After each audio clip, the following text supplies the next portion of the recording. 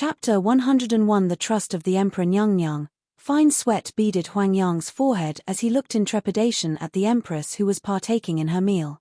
He didn't even dare to breathe hard, as though any movement would enrage the empress. What is it? Chu Qingju slowly ate a bowl of chicken porridge. Matched with the crisp pickled cabbage, it was flavorful. She saw Huang Yang refraining from speech in a panicked manner as she rinsed her mouth with the tea that Jin Zhon handed over and wiped her mouth with a handkerchief from Yin Liu. Say it, what has made you so panicked? Huang Yang dropped to kneel at Chu Qingju's feet. Han Liangdi was found this morning in the lotus pond of the imperial garden, already swollen.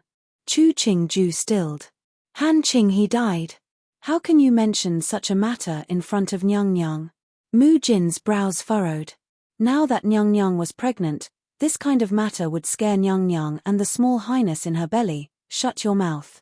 It's fine. Chu Qingju's left hand slowly caressed her slightly upraised belly. Your expression wouldn't be this terrible for this kind of minor matter. Is it related to the cause of Han Liangdi's death? Huang Yang saw Nyang's calm composure and could only say through gritted teeth, the people of the Department of Household Affairs found a white jade hairpin on Han Liangdi's body. Someone recognized that it was Nyang's. When Jin Zhon and Yu Zon heard the words, their faces paled in fright. The clothing and hair ornaments of Nyang were under their management. If Nyang's things were lost, the most suspicious people would be them. The two knelt down, faces terrible as they said, Nyang, newbie wasn't able to look after the ornaments properly and begs for mercy. Chu Qingju laughed out loud, motioning for the two to stand up. Then she stood, uttering, such a cold and desolate month but such a good play. They could even find the white jade hairpin that Ben Gong had lost half a month ago. Since right now, it's the two Muhu who are in charge of the Hugong, let us go visit Fusho Palace. Ben Gong is very curious about this matter. Huang Yang looked in puzzlement at the empress. Nyang didn't even seem to be the slightest bit angry. Mu Jin was perplexed and then recovered, that's so true. Huang Yang, go prepare the phoenix carriage. From last night, the snow had been coming down. Zhuzi is pregnant with His Highness. She can't endure the wind. Yes, Huang Yang cheerfully stood and turned to let the servants prepare the phoenix carriage. In Fusho Palace, the two Empress Dowagers, He Heng, Jin and Princess Royal, the three other Feipin and the main and assistant supervisor of the Department of Household Affairs were gathered for the matter of Han Liangdi's drowning. Empress Dowager Wei's expression finished listening to the report the palace maid Kneeling had reported. With a grave face, she repeated, you mean to say that yesterday in the late evening, Han Liangdi went out of her residence alone. An hour later, you felt that it was strange, and started to search with the other servants and eventually found Han Liangdi's corpse? Yes, the one that answered was Han Liangdi personal maid. She looked frightfully at the room full of powerful people. Before Zhuzi left, she said, what did she say? Said that if the empress could put importance on her, then in the future, she would receive the emperor's favor. When the palace maid finished speaking, she pressed her forehead to the floor, so afraid she trembled all over. According to what this palace maid says, the one who invited Han Liangdi out was Empress, and then the Department of Household Affairs found the Empress hairpin on Han Liangdi's body. The corners of Empress Dowager Wei's lips drew back, her voice scornful as she concluded, meaning that the Empress murdered Han Liangdi? He Heng's brows furrowed as he asked, Muhu, Qingju is the Empress of a country. Why would she try to kill an unimportant minor Feipin? Last night, he had slept in the front hall of Tianqi Palace, and hadn't been together with Qingju, but he believed that Han Liangdi's death had nothing to do with Chu Qingju.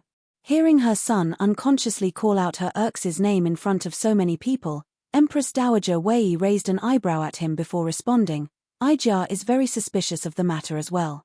Empress Dowager, Emperor, the palace maid's voice shook. It was because half a month ago, Zhuzi had sung for the emperor in the gardens, and had been found out by the empress. Not long after that, people started to shortchange Zhuzi's allowance. Zhuzi went out last night to see the empress because there was no other way for her to survive. Please, Empress Dowager and Emperor, give Zhuzi justice. Yesterday in the evening, it started to snow. The empress is already 3 months pregnant. She would go visit Han Liangdi in the snow and somehow managed to push Han Liangdi into the lotus pond. Jin and Princess snorted, After doing all that, she wouldn't have detected that she had lost something, just returning to rest in the rear hall of Tianqi Palace. She is too vigorous. Newbie didn't say that the Empress did it. The head of the palace maid shrunk back as she stuttered, and Newbie thinks that it could have been a servant. Outrageous. How can Jin not be clear about when someone enters or leaves Jin's residence? He slammed the table. Tianqi Palace has guards and secret bodyguards at all times. Not just the Empress, even the normal palace maids and Taijian's entry and exit would be recorded. You couldn't slander the Empress, so you turn to slander Empress people. What is your purpose? The palace maid clearly hadn't thought of that flaw.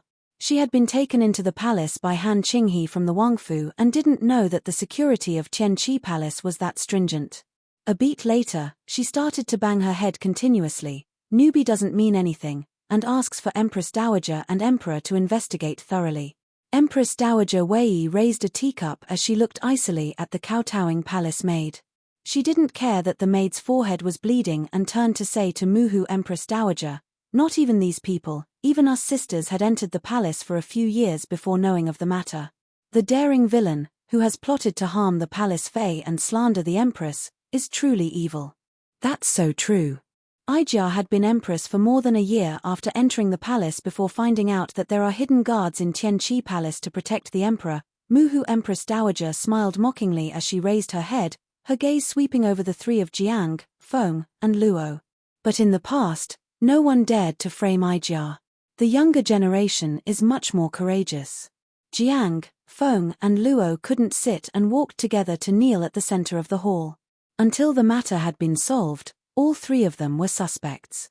But the consequences of the enormous crime of plotting to harm the Empress and the palace fae would reach even their families. Could they bear to suffer the outcome? All right, you three don't have to kneel. Empress Dowager Wei set down the teacup. Regarding Aijia's urxi, Aijia is very clear. She isn't a person who would do such a thing. Even if she did, she wouldn't act so stupidly. Aijia doesn't care why the person is so reckless, but if they could admit it themselves, Aijia won't act against her family. But when Aijia finds out personally, don't blame Aijia for being ruthless. The main and vice supervisors of the Department of Household Affairs, by this time, had realized that the two Empress Dowagers and the Emperor were protecting the Empress. The three had worked together for many years and didn't need to exchange a look to know what the others were thinking. The main supervisor of the department stepped forward. "Emperor, Empress Dowagers, Nukai has just found that Han Liangdi showed traces on the back of the head from being hit with something heavy. From the impact and the location, the criminal must be shorter than Han Liangdi, and is a female. The Empress is slightly taller than Han Liangdi, and pregnant women cannot lift heavy objects, so the criminal cannot be the Empress." Nukai has also looked at the record from yesterday to today of the entrance and exit records of Tianqi Palace. There are no suspects among the palace maids and Taijian that attend the Empress. From this, it can be concluded that the Empress is certainly unconnected to the matter of Han Liangdi. He nodded, his face softening. It seems someone wants to hit two birds with one stone.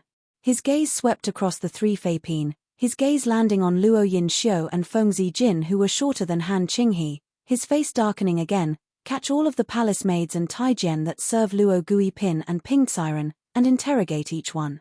"Emperor." Feng Zijin crawled forward. "Kia is innocent, Emperor." Luo Yinxiu looked at the overly excited Feng Zijin and continued to keep her head down.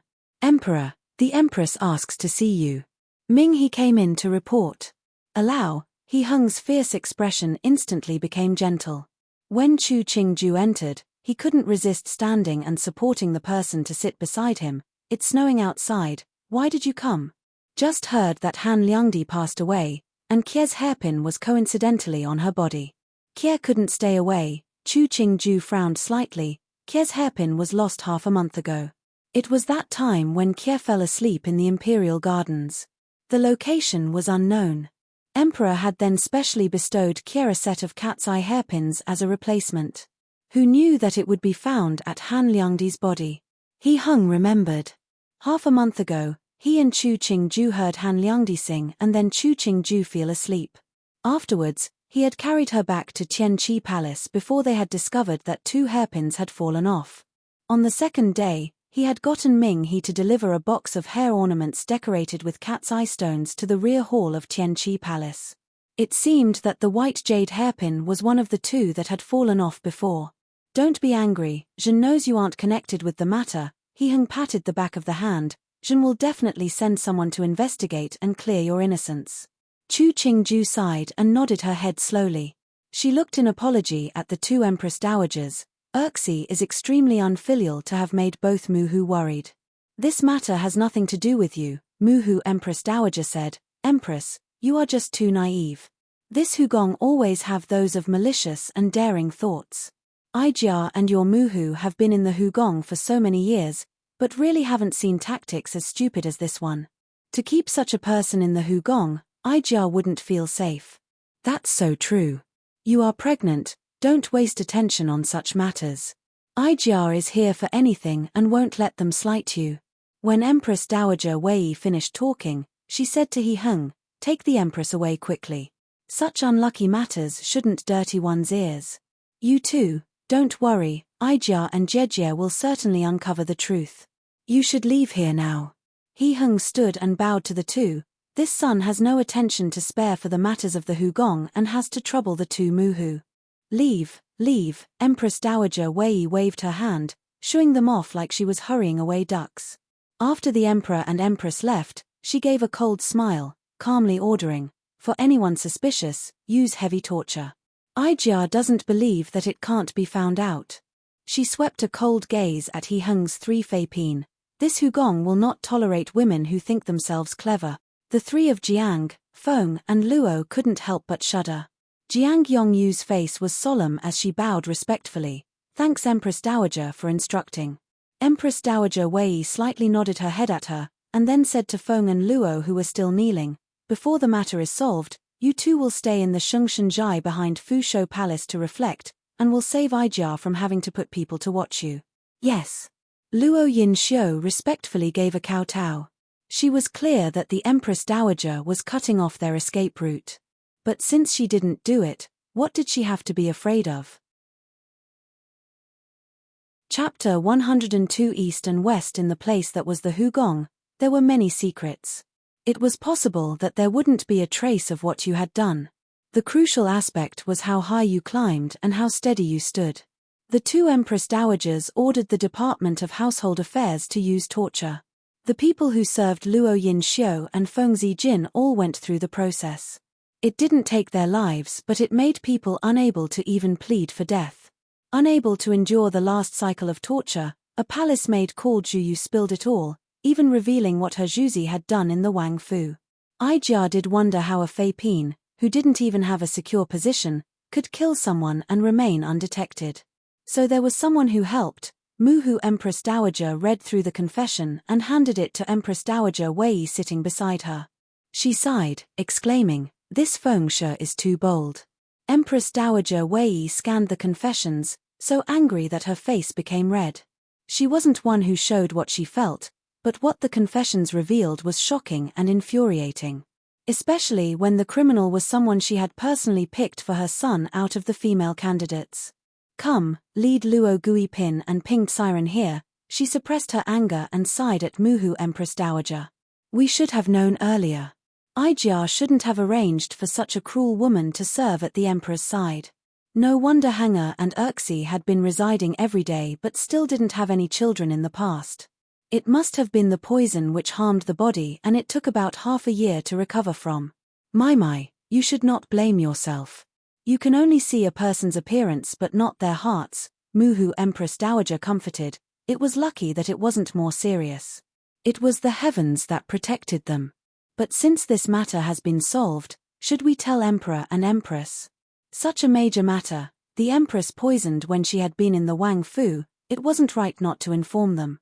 This kind of major incident, we can't conceal it from the Emperor and Empress. Empress Dowager Wei had recovered her composure. Also, send someone to lead Shu Gui Taifei and Rui Wang over. It should be like this, Muhu Empress Dowager nodded. This matter was related to Shu Gui Taifei. As they talked, Feng and Luo came in. Just 2 days in Shengshenzhai but both of them looked much more fragile. Luo Guipin still managed to keep her posture, but Pinged Siren was a sorry figure. Both eyes were dry and unfocused, as though she hadn't slept for 2 whole days. Come, give Luo Guipin a seat. Muhu Empress Dowager's lips curled. Even though she was smiling, others could still feel her imposing dignity. Thanks, Empress Dowager of both palaces. Luo Yinxiu released a breath inside. To let her sit now, it meant that the matter had been investigated. She was clear that she had nothing to the matter but was afraid that others would wrongly accuse her. After seeing the present situation, she had nothing to worry about. Chu Qingju heard that the 2 Empress Dowagers had called for her and He Hung to Fu Shou Palace, and looked in shock at He Hung, who had been playing a match of weiqi with her. Muhu has investigated the matter this quickly? He Hung naturally wouldn't inform her of the various strategies the Department of Household Affairs had, and only set down the stone in his hand. He smiled, answering, "In this world, when something is done, then a trace will be found. You have to know that in this world, there isn't a case that cannot be solved. It's only whether someone will seriously investigate it." Chu Qingju agreed with He Hung's words. People always talked, the best way for others not to find out was to not do it, so it was better to not commit malicious acts. Seeing her face full of approval, He Hung stood, adding, "Since Muhu wants to see us, let's go take a look at Fu Shou Palace." He ordered for a servant to bring a fox skin cape and then made Chu Qingju put on a thick rabbit-skin hand muff before leading her out of Tianqi Palace. Coming out of Tianqi Palace, Chu Qingju felt the harsh winter wind blow into her face. The snow on the road had been swept away by the taijian, but the roofs and the trees were full of snow. She took in a breath, such heavy snow. Reaching to pull the collar of her cape higher to cover her face, He Hung helped her onto his own carriage. Once the 2 of them settled, he replied, "Now, it's the 12th month. It's normal to have this much snow." Even though she had seen the heavy snow of Jing City last year, Chu Qingju had a special feeling for snow. It was most likely due to the fact that she lived in the south and always read of the people making snowmen in the language books and had been disappointed that she couldn't make one herself. Not being able to obtain something that other people told them about from when they were little, most people would be stubborn in their attachment. Chu Qingju occasionally lifted the curtain as the imperial carriage traveled and saw the palace maids and taijian kneeling on both sides of the road. Snow was still falling, the ground was cold, but those people knelt with their backs straight, not a hint of slacking. As they entered Fu Shou Palace, He Hung saw Feng Shi kneeling in the center of the hall. Kneeling behind her was a few pale-faced palace maids and taijian. His expression darkened and held hands with Chu Qingju to bow to the 2 Empress Dowagers before sitting to the side. The ground and walls of Fu Shou Palace were heated. Chu Qingju had taken off the fox skin cape but still felt hot.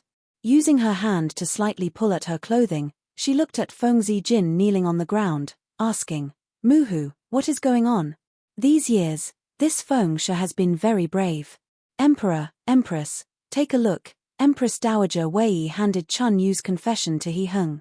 Seeing her son's face become colder, she knew he was angry, and sighed, "It's Muhu who has to apologize for arranging such a villain beside you. Muhu cannot say that. Feng Shi is malicious and adept at disguising herself. Is that Muhu's fault?" He Hung furiously slammed the confession onto the table beside him. It was Zhen who was blind to have kept such a woman like this for so many years. "Emperor." Feng Zijin knew that the matter had been exposed and looked discontentedly at the furious emperor. If it wasn't that emperor had to marry her, and favor her, why else would Kia have to do such things? Seeing the hand that Feng Zijin pointed at her, Chu Qingju raised an eyebrow. The marriage had been decreed by Qingde Emperor and He Hung, who decided to marry the bride, so why did it become all her fault in the end? If she had the ability, she should be trying to kill Qingde Emperor and He Hung. What was the point of poisoning the original Chu Qingju? Empress was the Wang Fei who Shendi decreed. Emperor and her are in deep love, it's the natural order of the world. You are just a small Cheshire who, in jealousy, decided to plot against the emperor. You poisoned Wang Fei in the Wang Fu, murdered Han Liangdi after entering the palace and framed the empress. Such a frightening person, and shameless to be angry at the emperor for marrying. It is very funny. Empress Dowager Wei smiled icily, so many Shichia in this world. If they were all like you, wouldn't the world end? Shengmu Empress Dowager, you were only a Feipin too. Didn't you have times when you had been discontent, but you still became the high-up Shengmu Empress Dowager? Feng Zijin raised her head to stare directly at Empress Dowager Wei, scornfully asking, "What's wrong with Kie? We're all women, how is Chu Qingju nobler than me?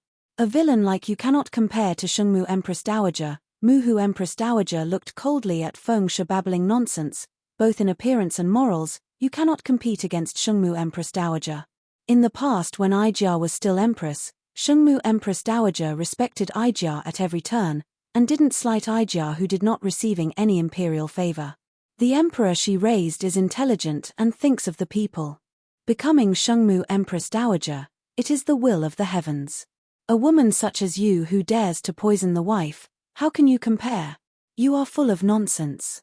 Muhu Empress Dowager's words defended Shengmu Empress Dowager from all angles and told other people that she was approving and in great favor for Shengmu Empress Dowager to sit and rise at the same height as her. She even pushed the matter onto the fate of the heavens, flattering both Empress Dowager Wei and the emperor, and explicitly expressed her position. When she heard the speech, Chu Qingju finally understood how Muhu Empress Dowager, in all these years without the favor of the emperor and with no son of her own, managed to keep her seat, and why Qingde Emperor had never thought to dispose of her. Her attitude and tactics, such an understanding woman. But just like Empress Dowager Wei, she hadn't met a reliable man, it was so regretful. She turned her head to look at He Heng. As expected, his expression had relaxed, clearly very satisfied and grateful for Muhu Empress Dowager's words. Emperor, Shu Gui Taifei and Rui Wang have arrived. Summon. Chen greets both Muhu, greets Huang Xiong, Huang Sao. When He Yuan entered the hall, he calmly bowed to the four people as though he didn't see the people kneeling. This was the first time Chu Qingju saw He Yuan after He Heng had ascended the throne. Due to the fact that she didn't like He Yuan in the first place, she hadn't looked at him when he entered. But once the other spoke, she felt that He Yuan felt wrong, as though he went from a delusional youth to a steady yet silent uncle. The change was so drastic that she felt suspicious that the person in front of her and the He Yuan of the past were two different people. When Shu Gui Taifei saw Feng Zijin kneeling on the ground, her expression became slightly ugly. Before she could speak, Muhu Empress Dowager threw the confession in front of her. Shu Gui Taifei, look at that. If Empress Dowager Wei had done that, others might have said that she was arrogant. But if Muhu Empress Dowager did it, then it was right. He Yuan looked at the confession that landed on the ground, and then at his Mufei, whose expression had changed. He then knew that Mufei had done something in the Hugong that the Empress Dowager had found out. When he bent down to pick up the paper, and saw that Pinged Siren and Mufei had cooperated to kill Han Liangdi to frame the Empress, his calm face became white. He turned to look at Shu Gui Taifei. Mufei? Shu Gui Taifei didn't dare to look at her son. She apprehensively declared to the two Empress Dowagers, "This throne should belong to my son. Why is it that you can live here?" "Stop her mouth."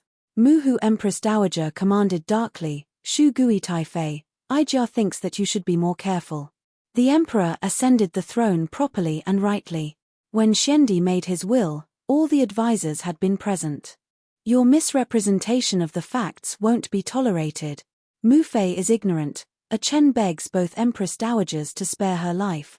He Yuan watched as his Mufei was held down by two mumas, a handkerchief stuffed into her mouth. He gritted his teeth and knelt in front of He Heng. "Please, Emperor, punish lightly." Chu Qingju had been sitting by He Heng's side. Looking at a once willful and brazen person kneeling in front of her, she felt a strange sense of pity. When Shu Gui Taifei saw it, she couldn't stop shaking her head. Tears of panic fell down as she couldn't speak. No one would recognize that just a year ago, she had been the Shu Guifei, the most favored of the Hugong. 10 years west, 10 years east. But Shu Gui Taifei and He Yuan hadn't thought that this day would happen. Chu Qingju couldn't help but look at the two Empress Dowagers and found that their expressions were frightfully calm, as though Shu Gui Taifei and He Yuan were putting on an unfunny play in front of them and they were criticizing from high up. She couldn't help but touch her belly. If she was Shu Gui Taifei, she wouldn't want to see this either. Chapter 103 Who misunderstood whom the crimes that Shu Gui Taifei have committed cannot be forgiven. Rui Wang, you are asking for mercy for Shu Gui Taifei, but have you thought of the innocent Han Liangdi and the framed empress? Muhu Empress Dowager saw that He Yuan's forehead was bleeding from kowtowing before demanding coldly, should we not punish her because she is Gui Taifei? He Yuan stopped kowtowing. He turned to look at the Mu Fei that was being held by the mamas and with a humble attitude, declared, Mu Fei is a Chen's elder. If she has committed a crime, it should be assumed by Ersi Hen. Injustice has a beginning, a debt has an owner. If the offenses of the elders are assumed by the younger generation, are there still any laws? He Hung put down the teacup, frowning, if all the people in Da Long dynasty are like you, how can Zhen rule the world? Feng Shi plotted to kill Fei and framed the empress. She has malicious conduct and is bestowed 5 feet of white silk, He Hung indifferently declared, the Feng clan, due to not properly teaching their daughters, are removed of their title and for 3 generations, cannot enter the court as an official. Emperor, please give a favor, Emperor. Feng Zijin didn't think that the emperor wouldn't care about past feelings, and even her paternal family would be affected. She wanted to kneel in front of He Hung but was dragged back by 2 palace maids who pressed her into the ground. Emperor. Feng Zijin was so panicked she started to sob. She wanted to beg for mercy but her mouth was stuffed so she couldn't talk. He Hung looked coldly at her, no emotion in his eyes as though she was just a stranger. Drag her down, don't leave her here to disturb others. Chen Changxin saw the emperor's expression and motioned to the person beside him. Very quickly, others dragged Feng Zijin away. Sitting at the side, Luo Yin Xiu watched Feng Zijin dragged down like an animal and couldn't help but shudder. Her eyes when they looked at Chu Qingju became even more worshipping.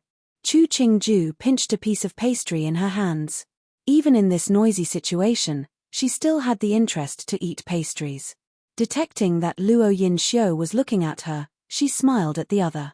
Seeing the other lower her head in awe, she smiled carelessly and watched the farce in front of her with indifference. He Yuan raised his head to look at the 3 people that controlled his Mu Fei's life. He felt powerless. There hadn't been another time when he had felt this hopeless. Kneeling helplessly on the ground, he dazedly stared at the clean floor. Emperor, Shu Gui Taifei might have been accomplices with the criminal Feng Shi, but it really wasn't her that sent someone to kill Han Liangdi. Kie thinks that even though Shu Gui Taifei's crimes cannot be forgiven, they aren't worthy of death.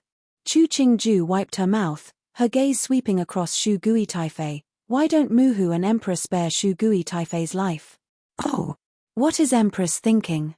He Hung heard Chu Qingju speak and turned to look warmly at her. Kie heard in the time of Shendi, Shu Gui Taifei frequently served by his side. If that's the case, why not let Shu Gui Taifei go guard the imperial tomb, to pray for Shendi every day and reflect? Chu Qingju smiled as she looked at the 2 empress dowagers. How about that? A woman as used to luxury as Shu Gui Taifei going to the imperial tomb, wasn't that even more uncomfortable than death? Empress Dowager Wei looked at her irksy. Seeing her sincere attitude, it didn't seem that she was purposefully making it difficult for Shu Gui Taifei. Empress Dowager Wei thought she was thinking too much. She turned to inquire of Muhu Empress Dowager, what does Jejie think? It hadn't been a year since Shendi had passed. If they took care of Shu Gui Taifei now, some people might gossip.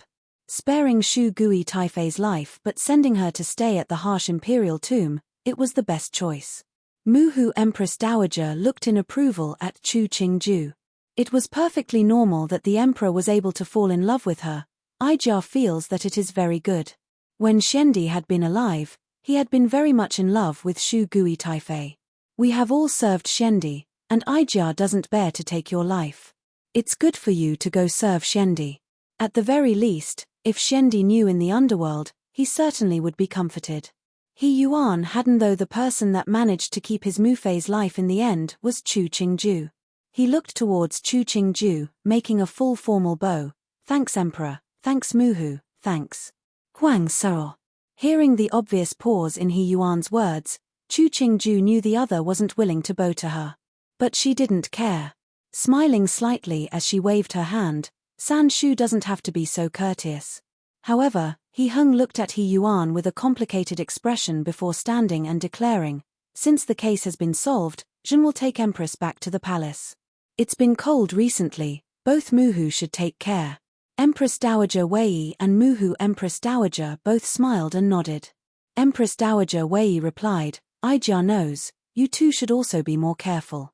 Chu Qingju and He Hung walked out of Fu Shou Palace. Seeing a yellow plum tree bloom beside the road, she took a breath, the cold wind and fragrance entering her nose. "This scent is so nice. If you like it, then get someone to go to the plum gardens every day to pick fresh ones to put in the room." He Hung held her warm hand. "I don't dare to move this one." "Who said I wanted to pick the flowers here?" Chu Qingju peeked at him from the corner of her eyes. "I'm not emperor. I'm not interested in any flowers. Why do I find the words strange?" He Hung laughed lowly, disregarding Qian Changxin and Mu Jin holding the umbrellas for them from behind. Looking forward, he abruptly declared, "My Hugong really is just only you, do you still not know? Just like Yu Ming emperor of the previous dynasty?" Chu Qingju asked him with a smile. "Qingju, I will never become Yu Ming emperor, and you won't become Zhao He empress." He Hung looked with a solemn expression at Chu Qingju. Before she could react, he twisted his head. "I'm going back to the front hall." Finishing, he quickly rushed off, even leaving the imperial carriage to Chu Qingju. Watching as He Hung rushed off, Chu Qingju's lips curled but there was no mirth in her eyes. Behind her, Mu Jin detected that her mood wasn't right and handed the umbrella to Jin Zhon, carefully supporting her. "Zhuzi, let's go back to the palace." Chu Qingju saw Mu Jin's caution and laughed silently. "It's fine. The imperial carriage of the emperor isn't here, I can't ride it. You all can accompany me on the walk back." Mu Jin looked at the clean-swept road head and looked at the shoes on the emperor's feet. She hesitated before motioning for Yu Zon to come forward, the two of them right and left, protecting the empress in the middle. "Huangso, please wait." Chu Qingju returned her head and saw He Yuan walked in front of her, bowing deeply, professing, "Thanks, Huangso, for just now asking for mercy for Chen Di's Mu Fei. San Shu doesn't have to be this polite." Ben Gong didn't ask for leniency, but spoke the truth. Chu Qingju slowly walked forward. Seeing He Yuan maintain a distance 3 strides away from her on the right behind her, she didn't know what the other was doing. But she didn't speak. No matter what, today's favor, Chen Di will remember. He Yuan placed his hands behind his back, his pale face turning ruddy from the cold wind. He looked at the side profile of Chu Qingju. The fact that Mu Fei is alive is due to the emperor's generosity. Chu Qingju stopped walking, turning her head to look at He Yuan's expression. She found the other was sincere and hesitated before asking. Ben Gong doesn't understand why Shu Gui Taifei would spend the effort to deal with Ben Gong. Is it of benefit to her? She was proud for a lifetime, and couldn't tolerate failure. He Yuan laughed at himself. Mu Fei and I dreamed for so many years. Waking up, not everyone can bear it. Mother and son were pretty brazen and proud in their dreams. Chu Qingju continued to walk. Occasionally, palace maids and Taijian would be encountered and they would all move aside and kneel. If a person doesn't dream, then they wouldn't have done anything. "San Shu, have you regretted what you once did?" He Yuan looked deeply at her. "Maybe regretted once, but now, everything is settled and it isn't important." The delusional person finally healed. Chu Qingju felt that he had jumped from his delusional stage of life into the elderly stage. His mentality had changed very rapidly. She remembered the last time she was near He Yuan. That was on Rui Wangfu. At that time, his delusional state had been very serious. History is the best teacher. Chu Qingju smiled. It's good that San Shu can think clearly now. Drinking, listening to songs, and being idle all day is good. He Yuan thought about the days he lived now. He didn't have to go to court, didn't have to manage any other matters, didn't have to pay attention to the cards others sent. Closing the doors of the Wang Fu, he could amuse himself in any way, carefree like an immortal. Chu Qingju didn't know why He Yuan was saying such things to her, but he didn't seem to be implying anything. She could only reply, "Those days are very admirable. Huang Sero must also like leisurely days." He Yuan smiled, allowing the snow to fall on his head and shoulders. Chu Qingju turned to see his state. She still remembered the first time she went to Rui Wangfu. She had been in the sedan. He Yuan had been standing like this, black hair, fox skin cap, youthful. When they neared Tianqi Palace, He Yuan stopped. He bowed again to Chu Qingju. Does Empress know the ending of Yu Ming Emperor and Zhao He Empress? Chu Qingju's eyebrow raised slightly. The historians of the previous dynasty recorded that the feelings between Yu Ming Emperor and Zhao He Empress was stronger than gold. After Zhao He Empress died due to illness, Yu Ming Emperor died not long after due to heartbreak. In the end, they were entombed in the same coffin. Not born at the same time but to die in the same coffin, isn't that the final ending?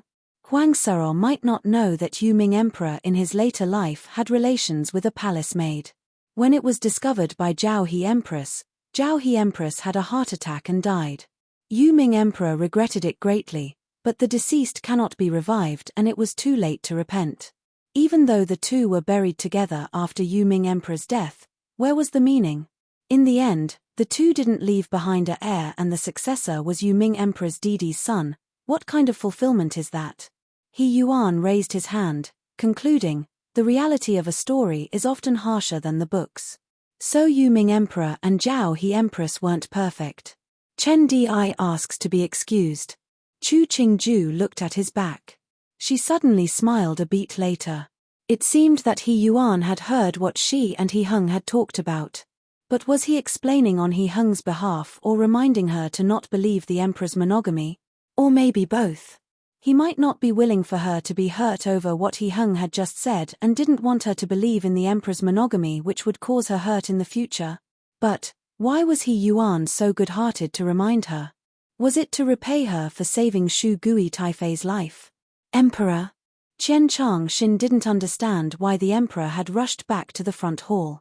He carefully brushed off the snowflakes on He Heng's shoulders, tentatively asking, before going to Fu Shou Palace, you said you want to have a meal with the empress. So should the servants prepare now? He Heng nodded unnaturally.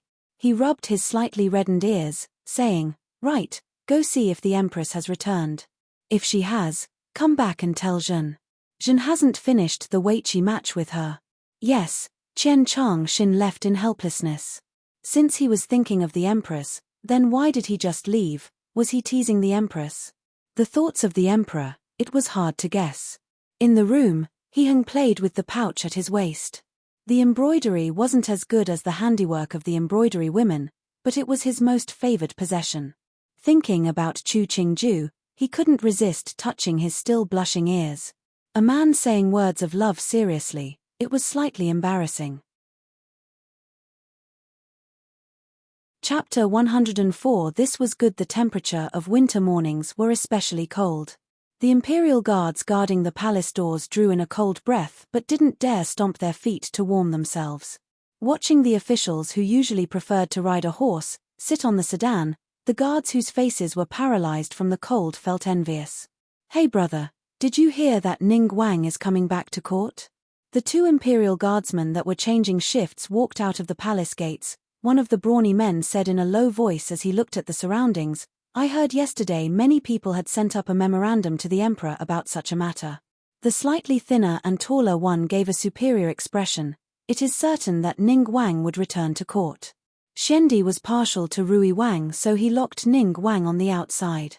Now that it's cold, the emperor is kind and honest, it's natural that he would summon Ning Wang back.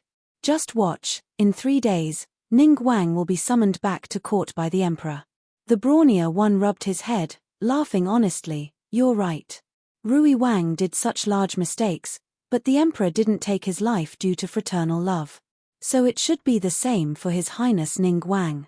If he had a say, Ning Wang was really mistakenly accused and locked up. Maybe the assassination had been done by Rui Wang. It was just that Xiandi was partial and used Ning Wang as a shield. The thinner and taller one saw his mentality and didn't speak further, sighing inside. The twists and turns of the thoughts of those in the imperial family, whether it was fraternal friendship or anything else, it had nothing to do with them guards. Now that Ning Wang was returning to court, Rui Wang had become a powerless Zhen Wang.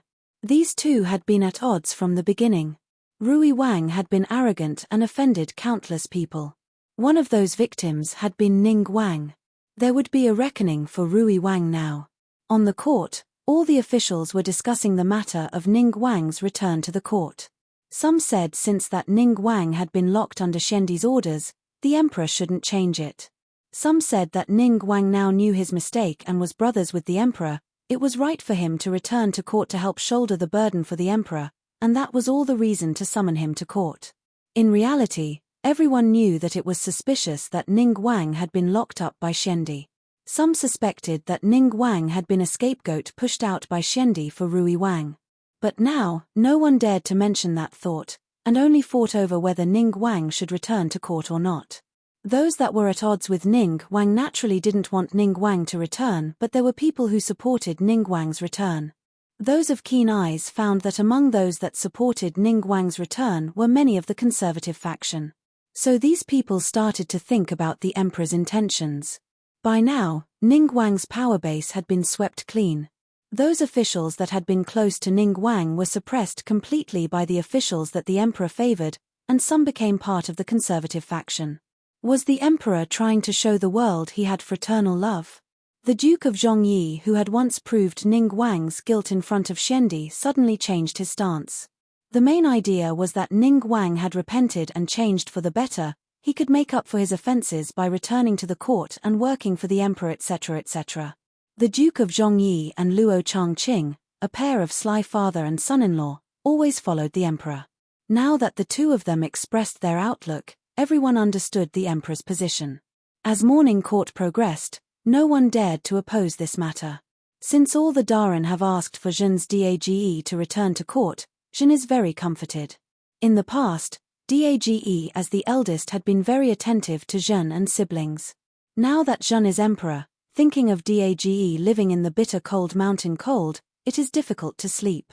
For Dage to return to court to help lessen the burden for Zhen, it is a good thing. He Hung exclaimed, "Duke of Zhongyi, why don't you personally go and bring Ning Wang back to Jing?" The emperor saying that Ning Wang was attentive of his brothers, wasn't that telling everyone he didn't believe Ning Wang ordered the assassinations? Chen will obey. Tian Jinku knew that the emperor wanted Ning Wang to owe him a favor. He was very grateful inside for the goodwill that the emperor held towards the Tian family. After he made a deep bow to the emperor on the dragon chair, he retreated to one side. At this time, many people's hearts were sour. Thinking about the 4 months pregnant empress in the palace, they admired the other's good life. Deep in the palace, Chu Qingju was reading through a pile of cards. Seeing that it was close to the new year, even though they couldn't celebrate extravagantly because of the passing of Xiandi, they still had to hold celebrations. Those who sent in messages were noble women of significant status, such as Cheng Wang Fei, Rui Wang Fei, and the duchesses and marquises. She randomly flipped open one. The beginning was wishing good fortune for emperor and empress, and a gift list was inserted behind. As to what was to be bestowed down to them, naturally there were people serving Chu Qingju who would spend the time to organize it. All Chu Qingju needed to do was listen to them recite the list. "Nyang Nyang, how about resting a while?" Mu Jin saw the empress give a yawn and suggested, "Newbie will sort the list before reciting it to you later." "There's no need," Chu Qingju waved her hand. Looking at the sky outside, "It's almost noon. The emperor is coming to eat later. Get the kitchen to prepare." "Yes," Mu Jin indicated for Yin Liu to order the kitchen and gathered the cards that Chu Qingju read to one side. "I heard that Rui Wang and Rui Wang Fei's relationship is extremely terrible and has made an uproar in Jing." Chu Qingju held the card from Rui Wang Fu. "Rui Wang Fei is still an imperial wife, how could she fuss like that?" "Empress, even you heard?" Jin Zhon sighed. Even before the emperor ascended, there was already news that the two were frequently fighting. It's gotten worse. Newbie has even heard that Rui Wang has said he was going to divorce Rui Wang Fu, which made the Qin family very angry. The Qin family wasn't a good phrase to Chu Qingju. She suddenly thought of Wei Qinshe, inquiring, "I remember that Wei Ranshuang's mother is one of the Qin family. How is Wei Ranshuang right now?" Jin Zhon revealed a devious smile. "She doesn't count as one of the Qin family, just a distant cadet branch of the Qin family." After Shengmu Empress Dowager sent someone to reproach Wei Qinshe, Qin Daren made a match for Qin Gunyang on his own, but because of Xiandi's passing, the marriage has been delayed. At the very least, she's the emperor's cousin. If she married, her husband's family wouldn't dare to treat her unwell. Thinking about Wei Ran Shuang's fragile act, Chu Qingju raised an eyebrow. Hopefully, after Wei Ran Shuang married, she wouldn't keep acting so pettily. Who knows what her family is thinking? She's not a good person anyway. Jin Zhon scornfully twisted her mouth. She still remembered that Wei Ran Shuang had wanted to be the Emperor's Cheshire. That was said well. He Hung had a smile on his face as he strode in. He glanced at Jin Zhon before proclaiming, "A woman like that, she really isn't a good person." Emperor. Jin Zhon and the others were so frightened their faces were pale, legs soft as they knelt down. She hadn't thought that the Emperor would hear her words. What would happen if the Emperor thought the Empress was jealous? Why did she act like Yin Liu and couldn't control her mouth now? Stand up, Jin knows you all protect Empress. He Hung waved his hand, evidently not caring what Jin Zhon said. He walked in front of Chu Qingju and bent down. Seeing a cup of red date tea in front of her, he said, "I read some medicine books a few days ago. They said that a pregnant woman who drinks too much red date tea would increase blood circulation and it isn't good for the body." Finishing, he pushed the red date tea to one side. When did he start studying that area? Chu Qingju looked at him, smiled and asked, "Then what should I drink?" "Drink a small amount of Long Jing and Bai Luo Chun every day. Slightly seeped is good for the heart.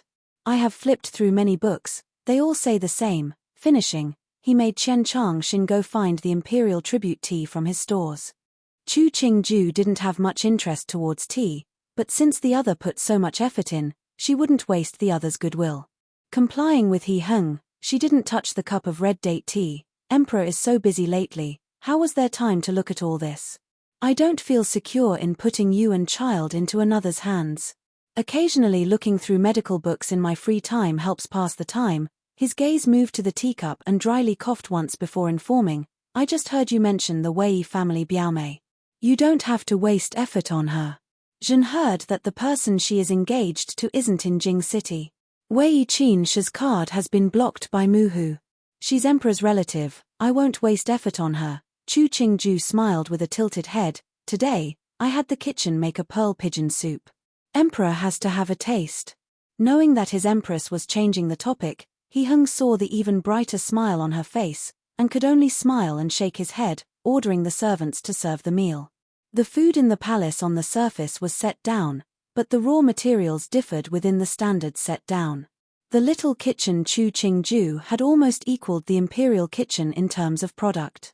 This was disregarding He Hung, who frequently got the Department of Household Affairs to send things over to Chu Qingju. After the noon meal, He Hung leaned on the recliner as he read, Chu Qingju leaning on him as she played with a jade 9-ring chain. A short while later, she untangled the chain in her hand, yawning as she threw it to one side. She twisted her body to place her head on He Hung's thigh. So boring. He Hung looked at her slightly swelling belly, cautiously putting his hand on top. Occasionally, he could feel the small movements of the little life within. He smiled, asking, "What do you want to play? I'll have them prepare."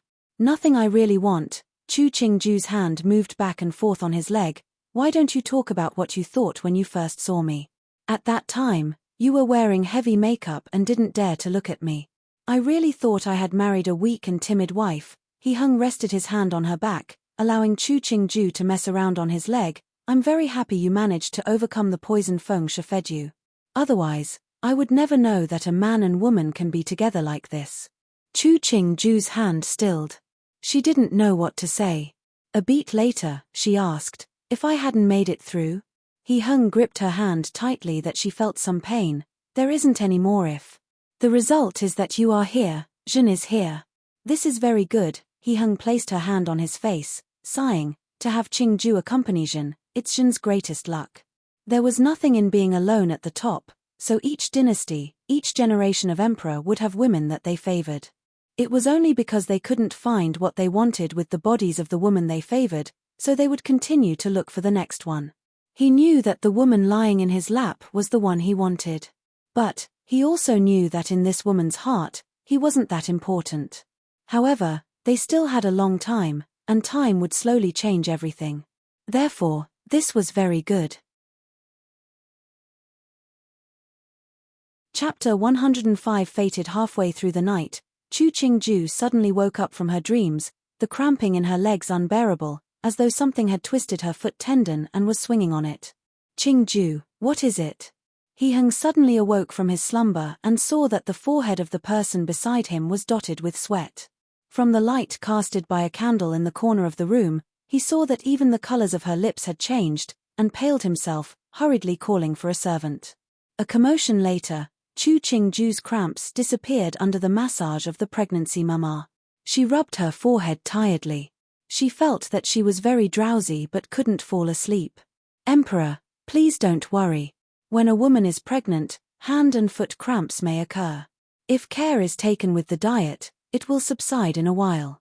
The pregnancy mama saw that the emperor didn't have a happy expression and informed cautiously, normally, if someone massages nyang, it can help relieve the symptoms. He Heng's face cleared slightly. Seeing Chu Qingju's tired state, he ordered, Jun will get the nurses from the Imperial Hospital for this matter. You can all leave.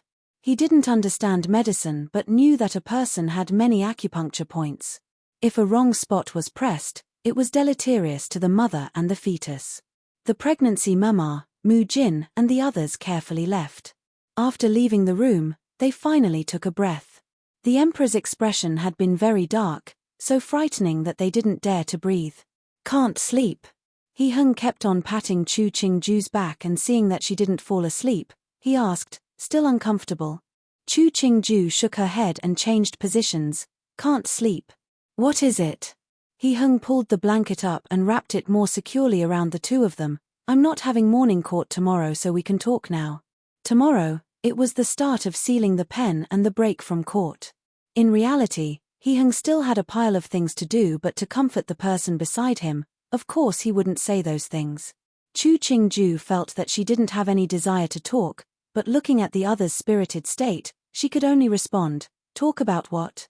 Anything will do. He Heng forced down the urge to open his mouth in a yawn, like your childhood, or what things you like. Chu Qingju stared for a beat before sighing, I don't remember much from my childhood. Before, I didn't have many chances to leave the compound. When I grew older, only Jomu would take me to meet others, but I couldn't spend all my time with Jomu. The relationship between Tian family and the Chu family became antagonistic after that.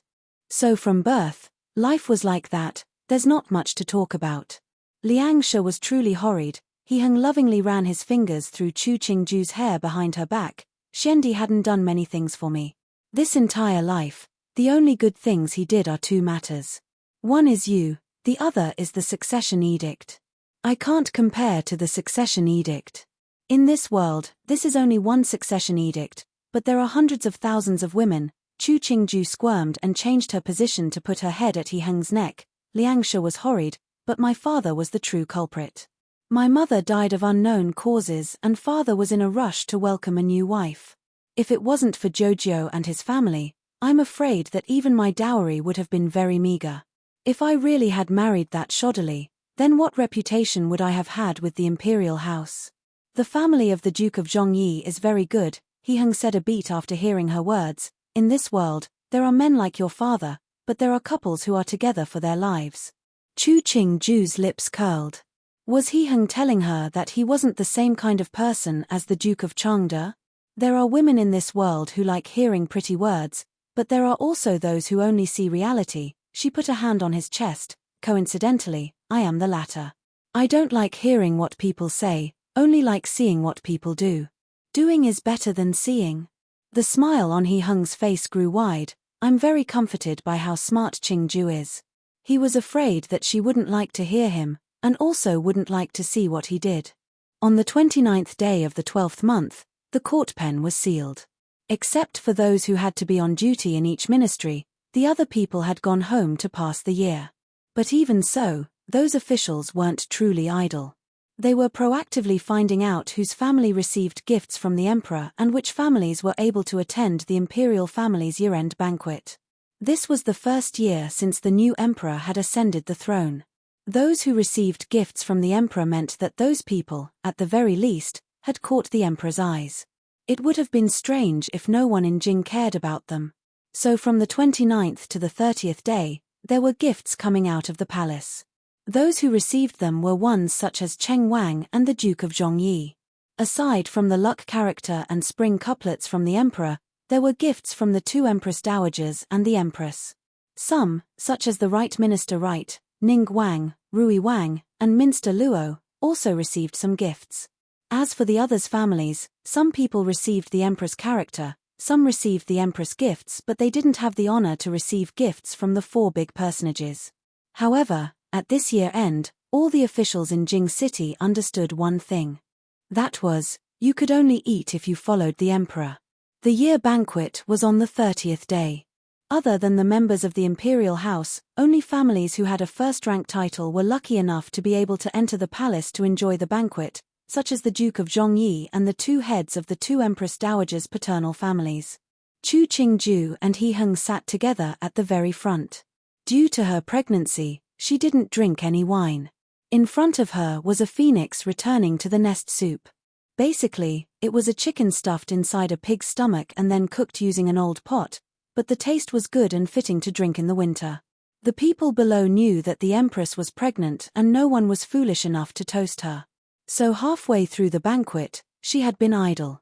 The empress' belly is so round and smooth. Chen Fu thinks this child must be male. Qin Bailu raised a wine cup, stood and said to Chu Qingju, Chen Fu toasts Nyang Nyang, and wishes that Nyang Nyang will give birth to a son soon and stays young forever. The empress was already pregnant. Wishing for her to give birth to a son soon, wasn't it not appropriate? Luo Wen Yarrow furrowed her brows, and followed in standing and raising her wine cup. Chen Fu wishes empress to stay healthy and have a good year.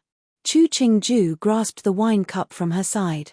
Mu Jin poured her a cup of water. She raised the cup towards the two people, many thanks to both Demei. Since I can't drink now, I have to use water in place of wine to thank both of you. He Heng placed a duck's tongue into Chu Qingju's bowl, smiling as he declared, everyone here isn't an outsider, so Zhen isn't afraid everyone will laugh. Zhen and Empress are both young and feel the sex doesn't matter. Everyone followed in agreeing, and along the way, praised both Emperor and Empress. The major idea was that no matter if it was an imperial son or daughter, they would certainly be the recipients of Emperor and Empress good genes, and in the future, would become one that would stun the world. Qin Bailu couldn't believe that the Emperor would so brazenly protect Chu Qingju to the point that he would say in front of all those people that he didn't care whether it was a boy or girl. Did the Emperor not want someone to carry down the line? In the future, Zhen and Empress will have many children. To guess whether each one is a boy or girl, that would be Zhen and Empress bringing trouble upon ourselves. He Heng roared with laughter, self-mockingly adding, Zhen doesn't want to go to such trouble. Everyone naturally followed in laughing, but their hearts were scared witless. What the Emperor just said, it seemed to mean that he was only going to have children with the Empress only. It must be that they heard wrong. Chu Qingju raised an eyebrow at He Heng. Seeing he was smiling as he listened to the flattery of the people below, she lowered her head to continue drinking soup. Wei Qingyi and He Qi sat together. She looked dazedly at Chu Qingju dressed in a purple wide-sleeved dress embroidered with 100 birds bowing to a phoenix. She couldn't believe her eyes and ears. The Emperor was really willing to favor only one woman, and was even willing to have only her have children. She thought about the Tongfang that the other officials had sent over after they returned to court. Even though she had shared in the hardships with Wang Yi and Wang Yi treated her much more closely, didn't he still take the women that others gave as Tongfang? Was it really true that this world had a man that was faithful, and this man was the Emperor as well? Wei Qingyi slowly took her gaze back. Strangely, her gaze fell on Qin Bailu. Qin Bailu's expression wasn't well. Rui Wang beside her didn't seem to pay any attention to her. The two sat at a two-person table, but their atmosphere wasn't any different from strangers. It was no wonder then that Qin Bailu was that jealous of Chu Qingju. As a woman, she could understand what the other thought, even she was slightly jealous of the Empress. She had the status, she would almost have a child, and she even had the fidelity of her husband. And this woman who had everything didn't even need to be kind or generous, didn't need a high birth but still lived better than all of them. What are you looking at? He Qi pulled her sleeve under the table, warning in a small voice, don't copy Larosan's Wang Fei stupidity. I heard the emperor doesn't like that one and already bestowed down a few beauties to Rui Wang Fu. Wei Qingyi's heart jumped. Her brow creasing, she asked, wasn't it said that the emperor didn't keep any of the female candidates? He didn't keep any, but that doesn't mean that he can't bestow them to other people. He Qi swirled the wine cup in his hand, flicking a look in the direction of He Yuan. Laro-san was too arrogant in his conduct, but that one of his isn't a peaceful one. I heard that in the past, she had done many things to offend the empress. The way the emperor dotes on the empress, would he spare that one of Laro-san's? The emperor wouldn't. Wei Qingyi's tongue twisted. The emperor wouldn't manage such matters. Don't see only his appearance, his ruthless. He Qi pushed his voice so quiet that only the two of them could hear. How that Chu Ce phase of Laro-san passed away, there's a lot that went on there. Wei Qingyi gripped her wine cup tighter. Then a woman who could keep a man like that in the palm of her hand, how scary was she? In that instant, the look that Wei Qingyi gave Chu Qingju was as though she was seeing a devastatingly beautiful demoness. Chu Qingju didn't know that she had been leveled up to demoness. She gave a yawn and ate the fruits that had been cut up. She occasionally exchanged words with the noblewomen as the year banquet slowly came to a conclusion. At precisely midnight, the fireworks exploded outside the hall, dyeing half of the hall red. Chu Qingju looked outside the hall and managed to see one of the fireworks burst, impossibly beautiful. Like it. He Hung reached out a hand to her. I'll accompany you outside to see. Chu Qingju gave him her hand. The two walked out of the hall holding hands and stood at the tall stage outside the hall. They watched as bud after bud of fire bloom and then wither, beautiful as though it was a dream. Behind the two were the people who had come to attend the banquet. Everyone saw the hands of the emperor and empress entwined together. Under the fireworks, the figures of the two were like a painting. Wei Qingyi stood next to He Qi. Her gaze was fixed on the emperor and empress hands that hadn't let go from beginning to end. She seemed to once again see the last evening of the year 1 year ago, as Chu Qingju, clad entirely in red, walked down step by step from those stairs, and the emperor, still a Wang Yi then, couldn't resist going forward to support Chu Qingju. It seemed that she had never forgotten that scene, and it was deeply embedded in her heart. The fireworks then, it was still as bright and attractive as today, but what she could remember was the hand the emperor couldn't help but reach out. Maybe some things were fated. Like her and He Qi, Chu Qingju and the emperor, Qin Bailu and Rui Wang. Chapter 106. The letter of divorce. After the New Year festival passed, it was the time for the families to visit each other. As the empress in the central palace, Chu Qingju naturally received many notices, but due to her pregnancy, she had just seen the members of the two Empress Dowager's paternal family, Tian Luoshu and others. Today, she needed to meet Ning Wangfei and Cheng Wangfei. Ning Wangfei, Cheng Wangfei, please come in. Huang Yang hurriedly walked out of the door into the rear hall, a wide smile on his face as he performed a greeting to Wei Qingyi and Luo Wenyaro before bowing to lead the two people inside. Thanks Gong Gong. Luo Wenyaro smiled politely at Huang Yang. She knew that Huang Yang was someone that the empress used often, so she treated him extremely courteously. Cheng Wangfei is too polite, please. Huang Yang's attitude became even more humble as he steadily walked inside. Empress knew that both Wangfei were coming and had woken early to wait. Wei Qing, he followed Huang Yang's words with some words expressing her gratefulness. When they reached the door to the room, she didn't speak anymore. Huang Yang announced, Empress, Ning Wangfei and Cheng Wangfei have arrived. Quickly come in please. Wei Qingyi heard Chu Qingju's voice. And when the curtain in front of them was raised, a very familiar-looking palace maid coming out, bowing to them and ushered them into the room. This was the first time Wei Qingyi came to this place. At a glance, she saw that much care had been taken with the tasteful furnishings in the room, and there was nothing with corners, since they were worried that those things would harm the pregnant Chu Qingju. She looked at Chu Qingju who sat in front. Chu Qingju only had a simple hairstyle, a buyao inserted from the side. With her black hair, it expressed an indolent beauty. Greetings to Empress. Wei Qingyi and Luo Wenyaro simultaneously made a bow, their movements full of deference. Us sisters-in-law don't have to be so polite with each other. Chu Qingju waved her hand and got the palace maids to bring a carved stool for each of them. Then she said, "It's still snowing today, it must have been trouble to make you two visit Ben Gong." Nyang Nyang's words are taking good fortune from Chen Fu. Wei Qingyi added a smile as she said, "Chen Fu should have come in before to give thanks, but these last few days were so busy so the visit was delayed. It's lucky that Nyang Nyang is kind and hasn't blamed Chen Fu." Da Soro's words are too polite. Chu Qingju saw that Wei Qingyi was attired even more dignified than in the past and sighed inside. There were many women in Ning Wang Fu. Wei Qingyi had a DI son herself, and must have spent limitless amounts of attention. Ning Wang Fu had been empty for so long, it's natural to spend time cleaning it up. Originally, Ben Gong should have sent servants to do so, but the emperor missed DAB and summoned you back to Jing as soon as possible. Your family must have gone to great trouble. It's our entire family's good fortune that Emperor missed our Wang Yi. Wei Qingyi smiled, replying, "Wang Yi frequently mentioned the good of the emperor and said that even dying won't be enough to repay the kindness of the emperor." In the beginning, Wei Qingyi hadn't been as antagonistic as Qin Bailu, who had picked a fight whenever possible with Chu Qingju, but she acted as she was the eldest. Now, her words and actions were done to flatter to her, the Dixie. Chu Qingju couldn't see any discontent in her actions and couldn't help but sigh again. Such a virtuous wife, and didn't abandon or give up on Ning Wang. Now that Ning Wang returned to Jing, he had taken quite a few women as Tongfang. That really wasn't a good thing to do.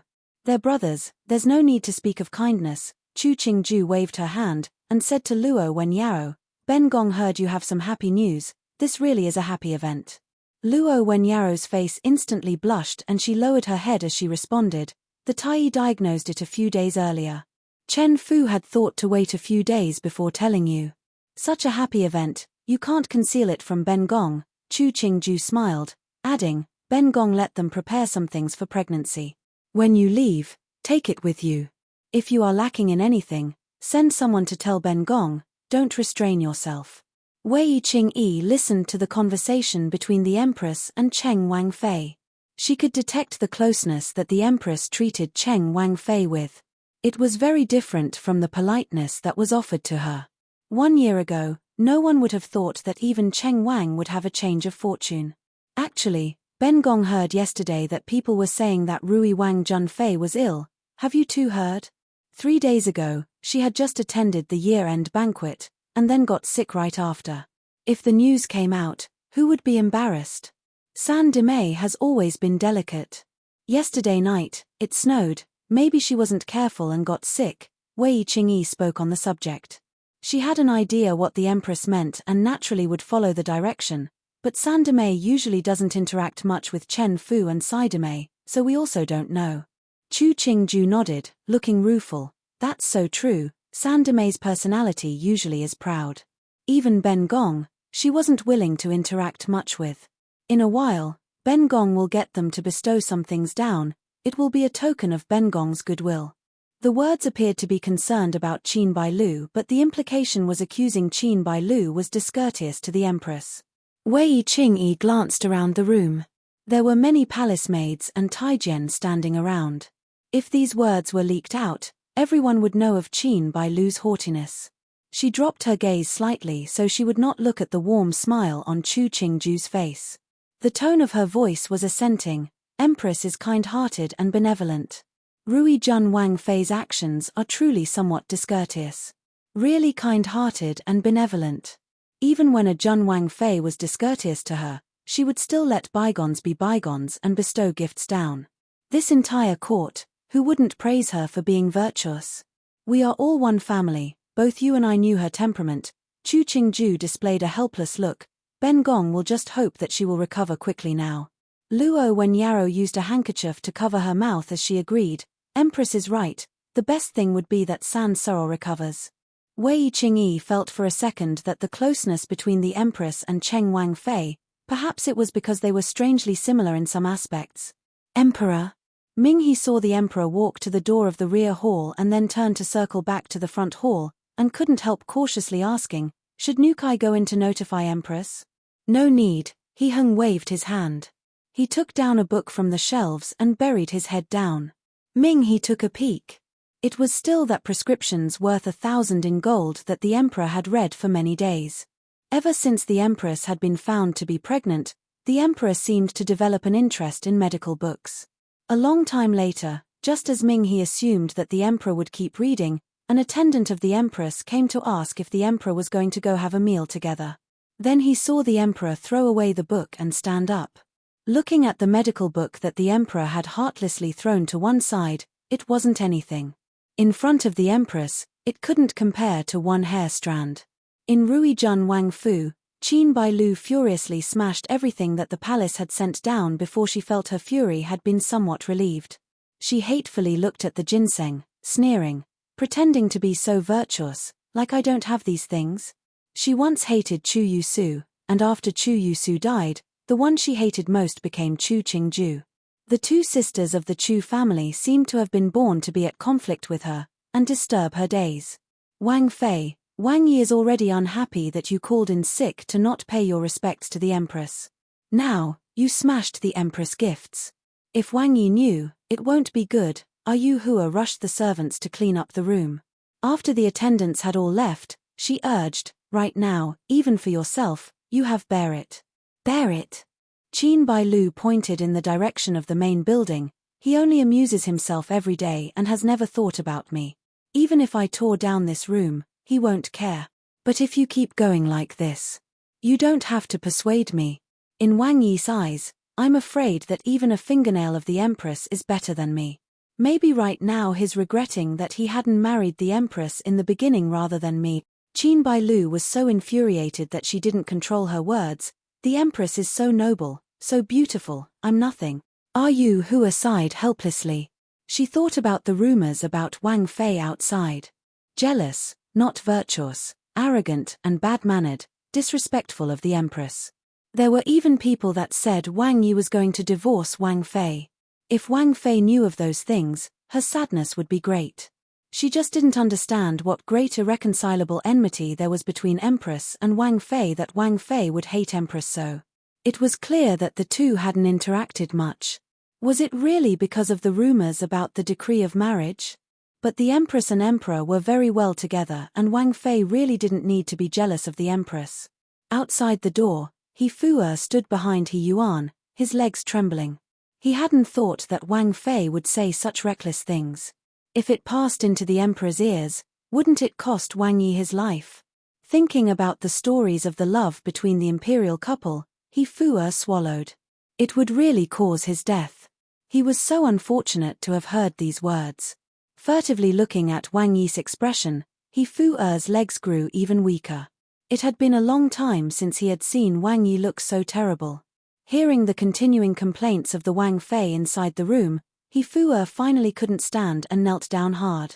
He Yuan didn't look at He Fu, and with a grim face, went up to kick open the door. Gazing at Qin Bailu who had abruptly froze, he ordered icily, He Fu, bring pen and paper. Wang Yi. Qin Bailu shrieked, I'm the Wang Fei Xiandi decreed to you, you can't divorce me. So you do know that your words would cause Ben Wang to divorce you, then why couldn't you control your mouth? He Yuan looked in disgust at Qin Bailu.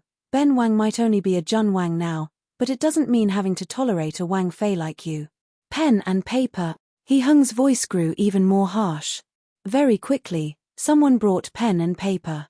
Grinding the ink and laying down the paper, it seemed to have all been done in the blink of an eye in Qin Bailu's eyes. Wang Yi. Qin Bailu knelt down. She knew that He Yuan was serious this time and couldn't resist hugging his legs, crying, you can't treat me this way. Get her off. He Hung didn't even look at Qin Bailu. He held up the brush to dip in the ink and fluidly started writing. Wang Yi, Yu Hua knelt down at He Yuan's feet. Wang Fei wasn't doing it on purpose, please, forgive her this time, Wang Yi. The two minor Taijian saw that Wang Yi's face darkened even more and went up to drag and pin Yu Hua at one side. Yu Hua stared as Wang Yi wrote the entire letter of divorce in one go as though he had finally vented all the emotions he had suppressed for a long time. She suddenly stopped pleading because she felt that, no matter how she and Wang Fei pleaded, Wang Yi wouldn't change his mind. Take it, He Yuan threw the still wet letter of divorce in front of Qin Bailu, coldly gazing down at her kneeling on the ground. The thing that Ben Wang regrets the most in this lifetime was marrying you. Qin Bailu's head buzzed as though she couldn't hear anything. She looked dazedly at the man that looked from high up down at her. She suddenly stood, pushing aside He Yuan, and was going to throw herself at the wall, before she was pulled back by He Fu'er at the side. If you want to die, go back to your Qin family to die, don't dirty Ben Wang's place, He Yuan sneered. Someone come, pack up all of Qin Shi's things and send them back along with Qin Shi back to the Qin family. Yes, He Fu'er saw that the matter had progressed to this step and didn't dare provoke Wang Yi, so he started to order others to start packing. He Yuan didn't look again at Qin Bailu, he turned and walked away. The news that the daughter of the Qin family had been divorced by Rui Jun Wang spread through the entire Jing city by the afternoon. Almost everyone didn't believe that Rui Jun Wang would do it. Right now, Rui Jun Wang didn't have any real power. If he offended the Qin family, wouldn't his days become more difficult in the future? There were those that felt the daughter of the Qin family wasn't worthy of being a Wang Fei, were moved by Rui Jun Wang who wasn't willing to suffer, and sighed. On the second day, there was an imperial censor who reproached Rui Jun Wang's actions. The main idea was that the daughter of the Qin family had been declared by Shendi. The fact that Rui Jun Wang had divorced his wife, the daughter of the Qin family, it was being unfilial to Shendi. It ruined the conduct of Da Long dynasty. Along the way, he praised the love that the emperor had for the empress. The empress is virtuous in her conduct, filial to her elders, attentive to Zhen's love for her is only natural. The bootlicking had been misconstrued. He Hung's face was dark as he continued, the daughter of the Qin family dishonorably conducted herself, was of arrogant manner, and no virtues at all. Even in front of Zhen and empress, she was arrogant and disrespectful. Rui Jun Wang is Zhen's brother, how can Zhen bear for him to be served by such a Wang Fei? The imperial censor choked. The terrible reputation of Qin Shi had already spread through Jing. It really was somewhat inappropriate for him to compare Qin Shi to the empress. He then knelt down and didn't say another word.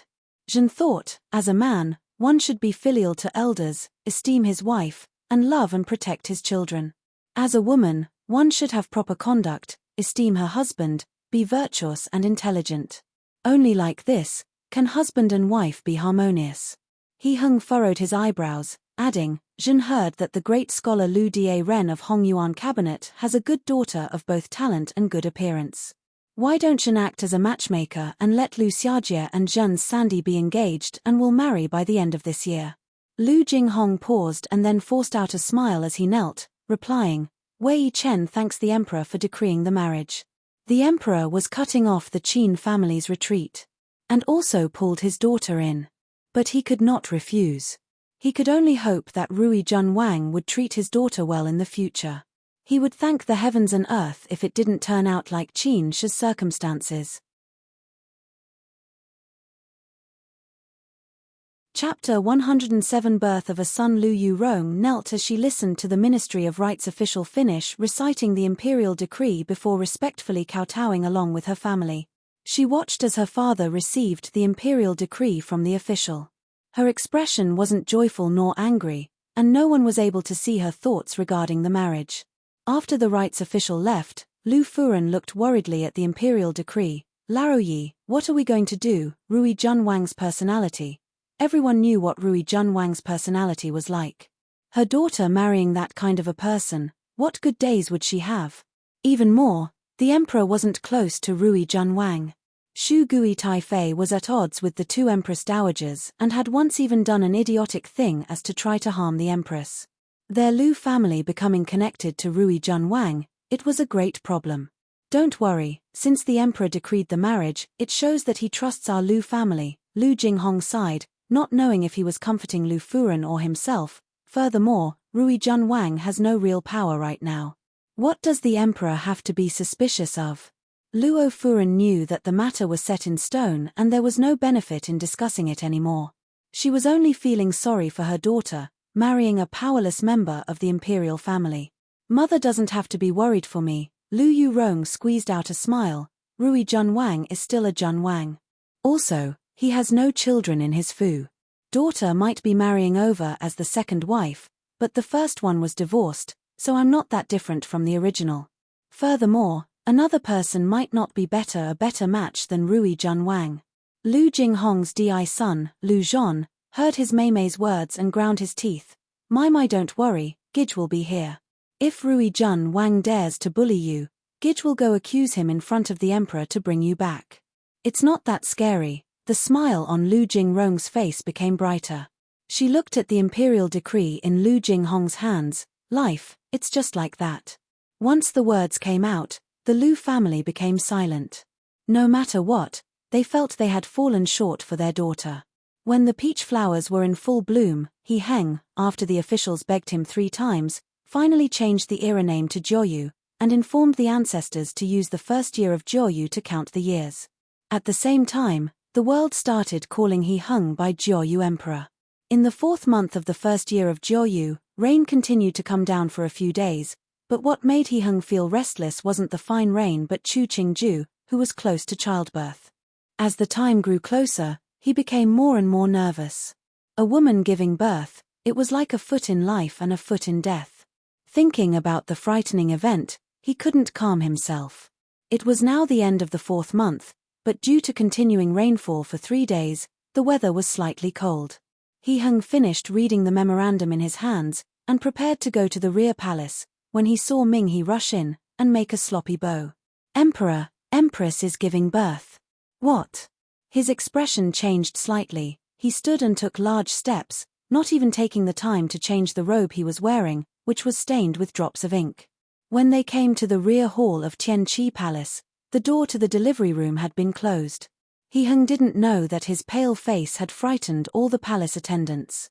He looked at the tightly secured door to the delivery room, demanding gravely, "When did the Empress start labor?" This morning, the Empress felt her belly hurt and let Newbie help her take a bath and then a meal.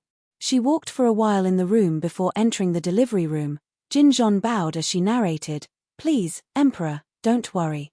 The midwife Mama said that Zhu's fetus is in a good position and it will be a smooth delivery." He Heng's brain was a mess. He unconsciously raised a teacup for a drink. Why not tell Zhen earlier? Nyang said that Emperor had many state affairs and to let Newbie inform you when she entered the delivery room. Jin Zhon heard the anger in the Emperor's words and knelt down fearfully in front of He Heng. "Peace, Emperor, don't be angry." Waving to let the palace maid who'd answered stand, he wasn't in a good mood, but still recognized that the palace maid was one of Chu Qingju's personal maids. So he didn't want to lash out at her, and continuously downed tea. When Empress Dowager Wei and Muhu Empress Dowager rushed over, they saw the black face of the emperor and a silent room. There wasn't even much sound coming from the delivery room. Their hearts grew cold as they assumed that the empress wasn't well, and asked urgently, "How's the empress?" "Empress Dowager, just now a midwife Mama came out to say the empress was fine and had drank a bowl of ginseng porridge." Jin Zhon carefully answered, "But His Highness would have to take some more time before being born. Childbirth is a hardship for women." Empress Dowager looked worriedly around the room and walked to sit down on a chair. She even forgot to invite Muhu Empress Dowager to sit down as well. Her brows creased as she said to Jin Zhon, "Tell the other servants to be careful. Anything the midwives want, you have to immediately send it in, understand? Newbie will remember." Jin Zhon turned to walk outside the hall and passed the Empress Dowager's decree to the other servants. Muhu Empress Dowager sat down next to Empress Dowager Wei. She had rarely seen the Empress Dowager Wei be so panicked and could only comfort, My, don't be too worried. These days, the Tai and the pregnancy Mima all said that the position of the child is very good. Very quickly, you can hug your big grandson." Empress Dowager forced a smile. Her gaze still fixed on the door to the delivery room, not even noticing the bow He Heng gave her. He Heng saw the 2 Empress Dowagers arrive, but his mental state didn't calm down much. With a stomachful of tea, he couldn't help standing and started pacing in circles around the room. After a few minutes, sweat dotted his forehead. He didn't know whether it was from nervousness or the heat. The palace attendants in the room didn't dare to even breathe heavily. Watching as the emperor becoming more and more jittery, they wished to push their heads down even further in hopes that the emperor wouldn't see them. "Ah!" A shout of pain from Chu Qingju finally passed out of the room. He Heng rushed forward a few steps to the door of the delivery room. But after listening, He couldn't hear any more noises and couldn't resist asking, "Why hasn't there been news?" Ming He looked at the hourglass from the corner of his eye. It had just been half an hour. He might be a Taijian, but even he knew that it wasn't so easy for most women to give birth the first time. Why hasn't the Empress made a sound? He pointed at a palace maid. "Go take a look. The Empress is giving birth, there's nothing for the other people to do." Empress Dowager Wei stood to walk next to He Hung. She restrained the panic in her own heart. "Look at the time. That year that Ijia gave birth to you, it took the entire night. Don't panic, no one has come out from inside. That means that the Empress is fine." He roughly wiped at the sweat on his forehead and paced around the room twice. If it wasn't for the stupid protocols of the imperial family and his worry that others would say things about Qingju in the future, he would have burst in already, and wouldn't be so frantic outside the door. The quiet surroundings made him feel it was harder to endure. He didn't know how much time passed when he seemed to have heard the midwife Mama inside the room say something. He couldn't resist pressing himself against the door, wanting to see from the crack of the door. But to prevent the wind from entering the delivery room, all the curtains had been shut down. Other than a patch of black, he couldn't see anything else. An unknown amount of time later, He felt many hours had passed when in reality it had been only 1 hour. Just when he wasn't able to resist trying to push his way in, cries of an infant sounded suddenly from the delivery room. The wailing was so loud it seemed to burst through the roof. He exhaled greatly and realized that his entire body felt weak, and the tea in his belly was pushing uncomfortably. "Congratulations, Empress Dowagers, Emperor." One of the midwife mamas jubilantly opened the door and walked out, another midwife mama behind her carrying a swaddled infant. Kneeling down in front of the 3 noble personages, she announced, "Empress gave birth to a healthy imperial son. Reward, great reward." Empress Dowager Wei walked to the doorway and took over the infant from the midwife mama, smiling joyously at the chubby imperial son. "Pretty heavy, good, good, the brows and eyes are like the emperor, emperor come." Empress Dowager Wei looked in the direction that He was standing and then glanced around the room. Where was he? She looked at the half-open door, paused for a beat and then smiled as she shook her head. Together with Muhu Empress Dowager, they smiled as they started to look at their sturdy grandson. After giving birth, Chu Qingju felt as though she had used up all the strength she had in her life. She tiredly gave a yawn and drowsily watched as He pushed aside 2 of the midwife mamas who tried to block him and strode next to the bed. He was a sorry figure with his head full of sweat. She grew suspicious that the person who gave birth was He not her. "Emperor, the blood is thick in the delivery room, you cannot enter." A midwife mama was still trying to stop him but was paralyzed by He icy glare. "Jin is in a good mood today, don't make Jin angry." He uncaringly sat down at the bedside. After shouting away the midwife mama, he loving held Chu Qingju's hand. "Thanks for your trouble. Do you feel uncomfortable anywhere? Just tired, want to sleep?" Chu Qingju gave a yawn. "I've used all my energy." "Alright." He looked around the delivery room. He called for a palace maid to bring a clean blanket and wrapped Chu Qingju's hands and feet inside before bending down to lift her entirely with the blanket. "There's too much blood here. I'll take you back to the room to sleep." The entire room of people watched with gaping mouths as the emperor just carried the empress away. Then they recovered and hurried to follow them out. The midwife mama looked at the gory blanket left on the delivery bed and couldn't help but be moved. She had delivered for many noble families before, but she had never seen a husband be as attentive as the emperor. Who said that the imperial family had no love? The emperor treated the empress much better than those gentlemen of the noble families. Chu Qingju's room had already been prepared. After He put her down on the clean bed, he took out a handkerchief to wipe the sweat on her forehead for her. In a soft voice, he said, "Muhu had our child carried down to drink milk. Sleep now. Once you wake up, I'll get them to bring him here for you to see." "All right." Chu Qingju saw that there was still sweat on his forehead and smiled as she suggested, "Emperor should also change." Who knew when she finished speaking, He expression changed, as though he was holding something back. "What is it?" Chu Qingju asked in puzzlement. "Jin drank too much tea just now." He stood, quickly responding, "Jin will be back quickly." He headed in the direction of the bucket in the side room. Chu Qingju stilled and then laughed. her mood unspeakably good. Mu Jin and the others who were attending Chu Qingju in the room saw the empress laugh. Even though they didn't know what the emperor had just said to her, they followed in laughing. No matter what, as long as the empress was well, they were well. After He Hung hurriedly solved his problem in the toilet and came back, he saw Chu Qingju had fallen asleep. Looking at her sleeping visage, he tucked in the blanket for her and couldn't help giving a warm smile. Empress Dowager Wei stood at the doorway. The foot that had been raised went back down. A beat later, she turned and retreated.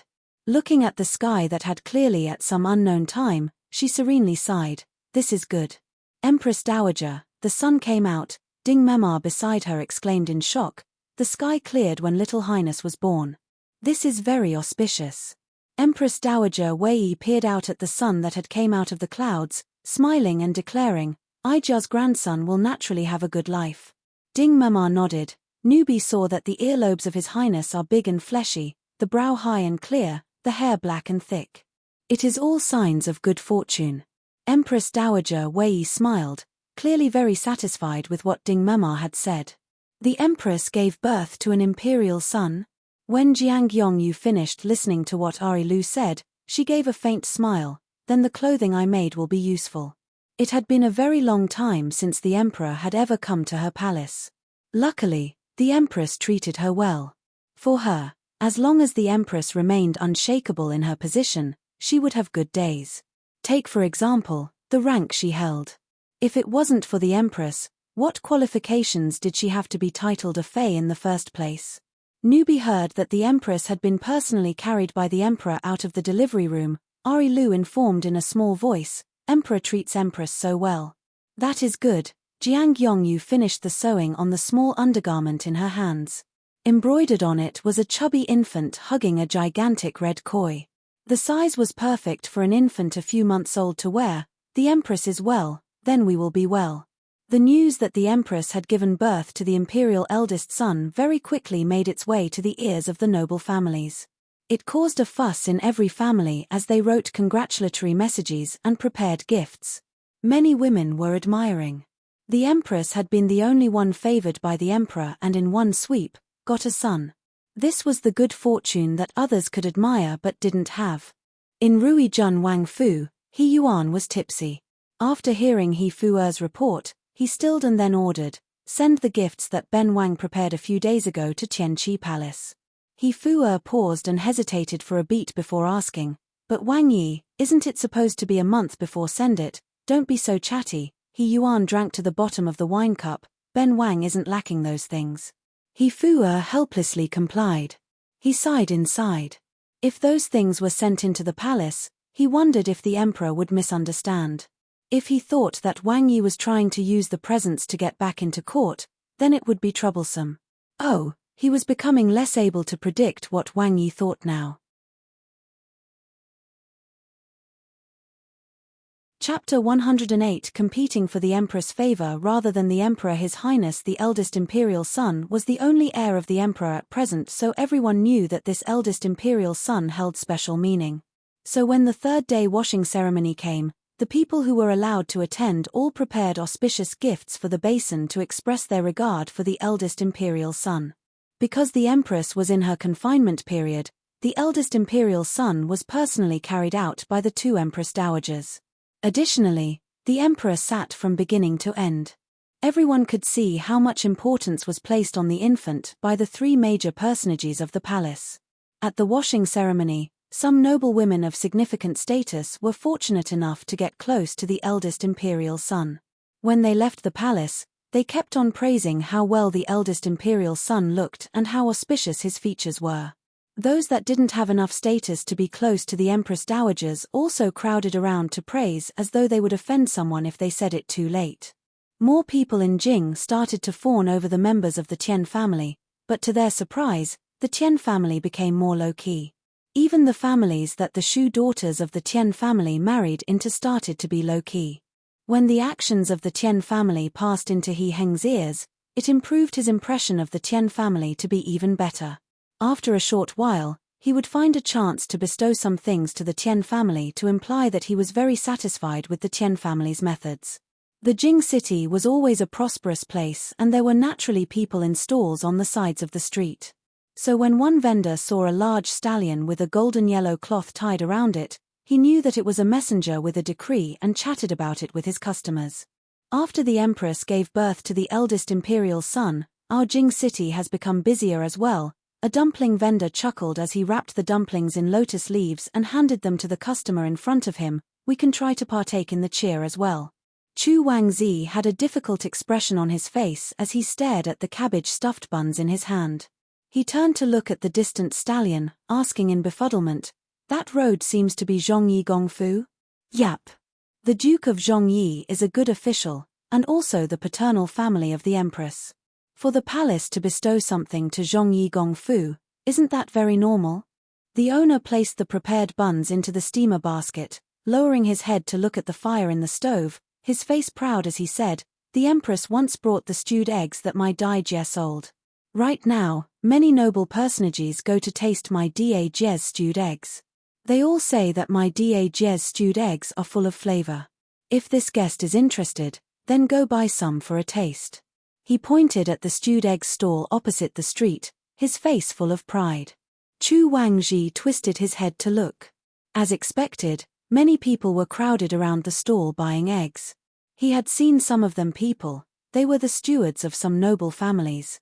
"Hey, isn't this young Master Chu?" A youth wearing the uniform of the Dongshan Academy sitting on a horse looked down at Chu Wangji with a scornful expression. "What lucky day is this that I'm so fortunate to see young master personally buying buns?" The manservant that held the reins for the youth respectfully raised his hands, uttering, "This one greets young Master Chu." Chu Wangzi recognized that this youth was the Duke of Zhongyi's Shumei's son and instantly felt his face burn. He laughed dryly and raised his hands to greet, "Nice to see young Master Chen. I can't receive young Master Chu's bow." The youth sat straight on the horse, smiling coldly as he declared, "Your Fu is such a noble family that it feels even the empress is lower than them. Us poor little families cannot receive a bow." That year at the empress coming-of-age ceremony, that was how Liangsha had mocked his mother. When his mother had returned home, she had cried over the matter to the point she became sick. If it wasn't that the emperor had decreed a marriage for Biaojie half a month later, his mother would have remained ill for much longer. He had never met his Emu but heard from his mother say that his Emu had been very caring of her, and never bullied her because his mother was a Shu daughter. So even though it had been a few decades, his mother still sighed when she mentioned Emu. Thinking about the family of Chang de Gongfu, he felt slightly disgusted.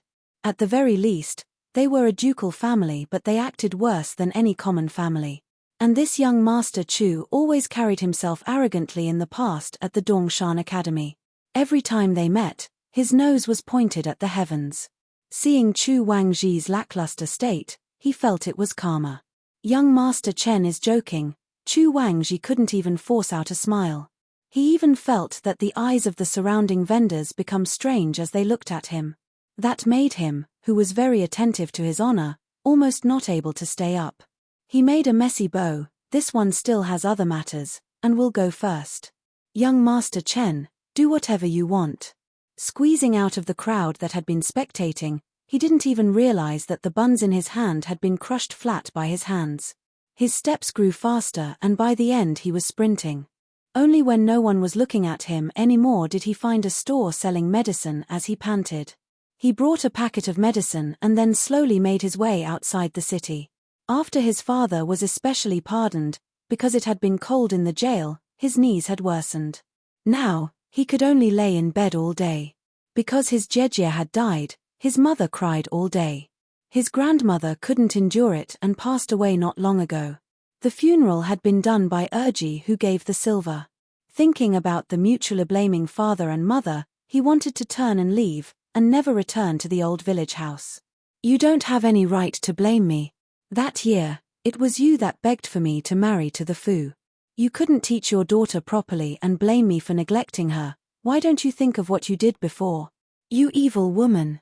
That year, I shouldn't have married you. If it wasn't for you, I would be the emperor's father-in-law. It's all because of you."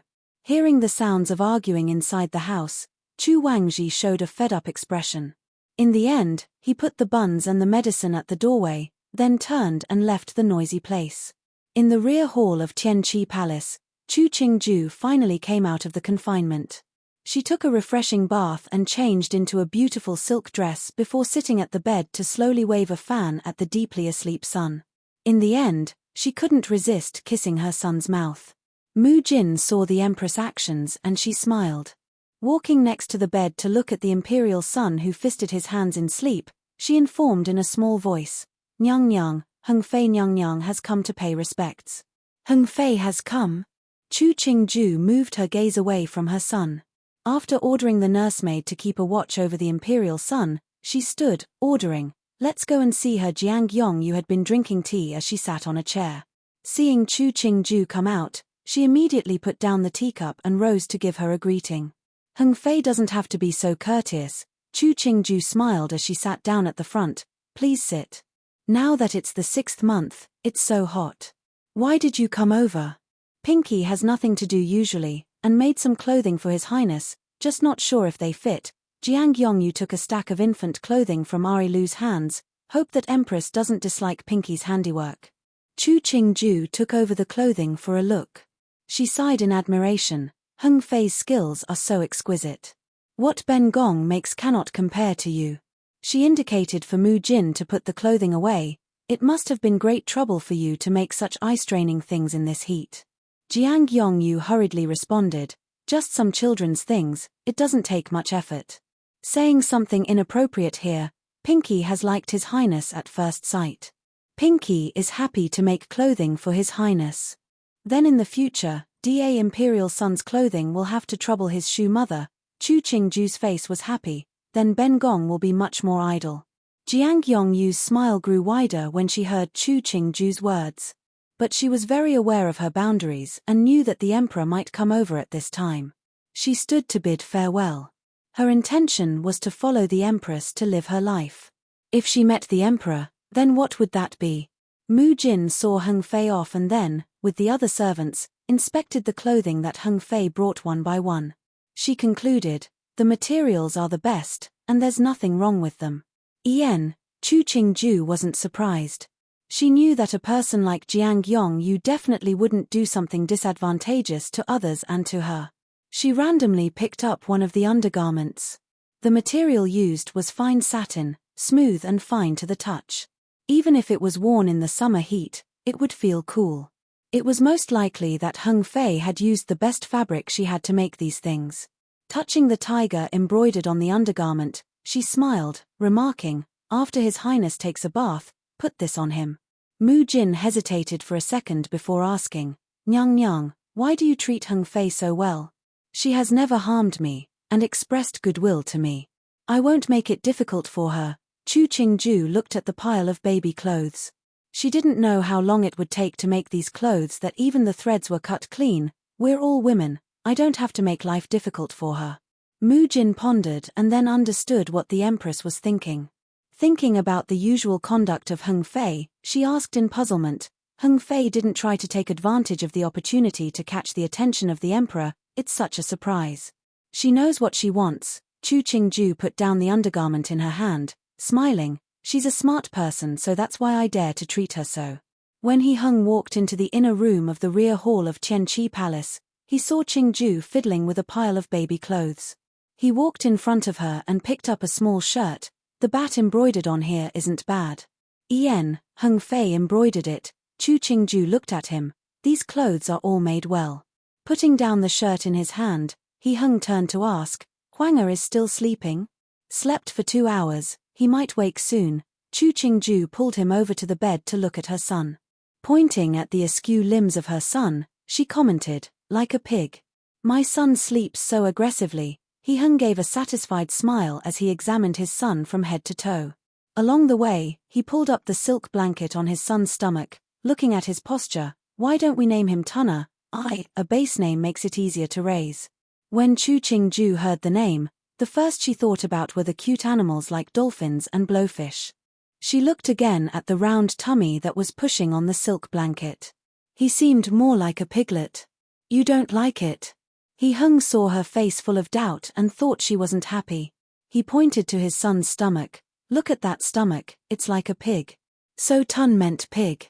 She laughed dryly. Tun is good, I like it. Maybe that he was disturbed by his unreliable parents. Tun pouted as he opened his eyes. Smelling the fragrance of his mother, he moaned a few times but didn't cry. Just as He Hung went to lift him, a stream of infant urine landed on He Hung's robes. The nursemaid on the side was so scared her face changed. But Chu Qingju roared with laughter as she pointed at He Hung's dripping robes. Emperor is very lucky. An infant's urine is good stuff, it can ward off evil. This year, our Da Long will have a good year of good weather. Tun groaned on his father's body as though he agreed with what his mother said. He Hung helplessly rubbed his sons but once before handing the child to the nursemaid and let them leave for his son to nurse. Turning, he went to sit down next to Chu Qingju. Don't come over, you're damp. Chu Qingju held a hand out to block but she was pinned down by He Hung on the bed and rubbed against. It can't be just me alone that enjoys our infant son's urine. Qingju should also ward off spirits. He Hung pinned the other under him, reaching to touch the waist that had recovered very well. They all say that after a woman gives birth, the waist becomes thick. How come Qingju's waist is still so soft? As he spoke, he placed a kiss on Chu Qingju's face. Chu Qingju reached to touch his ticklish spot, but her hand was caught in his. His other hand took advantage of the opportunity and sneaked inside her clothes. Standing outside, Mu Jin, Qian Changxin and the others heard the laughter of the two Zhuzi as they played around. They indicated for the people waiting outside to retreat to the outer doors and then dropped their heads to stare on the patterns of the floorboards. More than an hour later, the Emperor and Empress finally came out. Both had changed, and their moods were pretty good. Qian Changxin and the others quickly served the noon meal up. He looked the Emperor's eagerly attentive state as he personally served the Empress.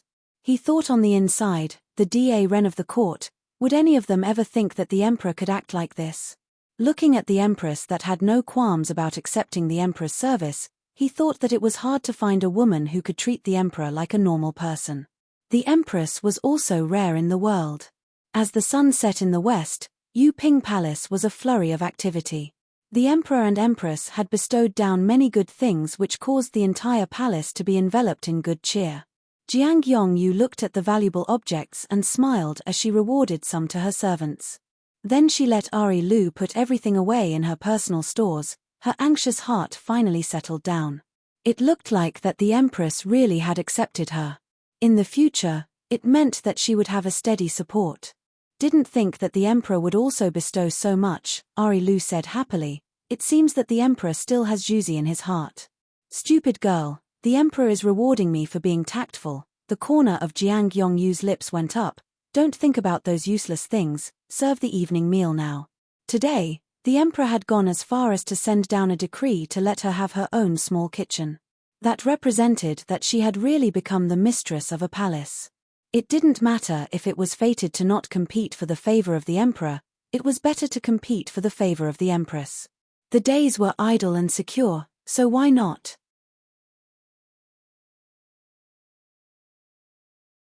Chapter 109 The question of trust. Chu Qingju's recent days were extremely carefree. Every day, she played with her son and ate delicious food. Her days were both easy and comfortable. Today, when He Hung came to the rear hall, he saw his son wearing underwear as he struggled to wave his limbs on the bed, his neck toiling to raise itself up slightly before heavily falling down. It caused his mother to laugh out loud. What is this? He Hung sat down at the edge of the bed, watching his son move his limbs like a turtle. The result was that he didn't move an inch. But he didn't throw a tantrum, only resolutely pushing his legs. Nothing, just letting him exercise his legs and neck. Chu Qingju proficiently flipped her son around, dealing a slap on his butt. Seeing him smile widely at her, she bent down to kiss his cheek. Taking a talcum powder box from Mu Jin's hands, she started to dust the powder to prevent rashes. The nursemaids can do this. He Hung poked his son's arms that were like lotus roots. This brat does have a good temper. My son takes after me. Chu Qingju pulled out Tun's arms to powder in his armpits. I can do these things. If I don't care for my one son, why did I give birth to him? He Hung felt slightly upset for a bit. He looked with a complicated expression at the grinning fat infant on the bed and for a second, felt that his place in Qingju's heart wouldn't even compare to half a finger of his son. Tomorrow is Tuntun's 100-day ceremony. Do you have anything to add to the schedule I gave to you earlier? It's pretty good. Qingju carried Tuntun into the arms of his nursemaid for her to bring him down to eat. After the nursemaid and others left, she commented, "But isn't it too grand? It's just supposed to just be a 100-day ceremony. He's the imperial eldest son. His status is noble, there's nothing wrong with grand." He understood Qingju's misgiving. He gathered the other into his arms. "After our other children are born, we'll make it slightly less than their brother." "All right," Qingju smiled. She didn't seriously consider the vow-like words he said. She knew that his words were sincere now, but it didn't mean that she would believe the words would always be effective. The time for the 100-day ceremony of the eldest imperial son had been chosen by the imperial astronomers, based on the birthdate characters of the eldest imperial son and the celestial stars of the day. They had even examined the furnishings in the Luanhe Hall to guarantee which time was the best time of the day and the most advantageous for the eldest imperial son. Qingju wasn't very knowledgeable about that kind of complicated matters, but from the preparation of Tuntun's 100-day ceremony, it showed how much importance he placed on the ceremony.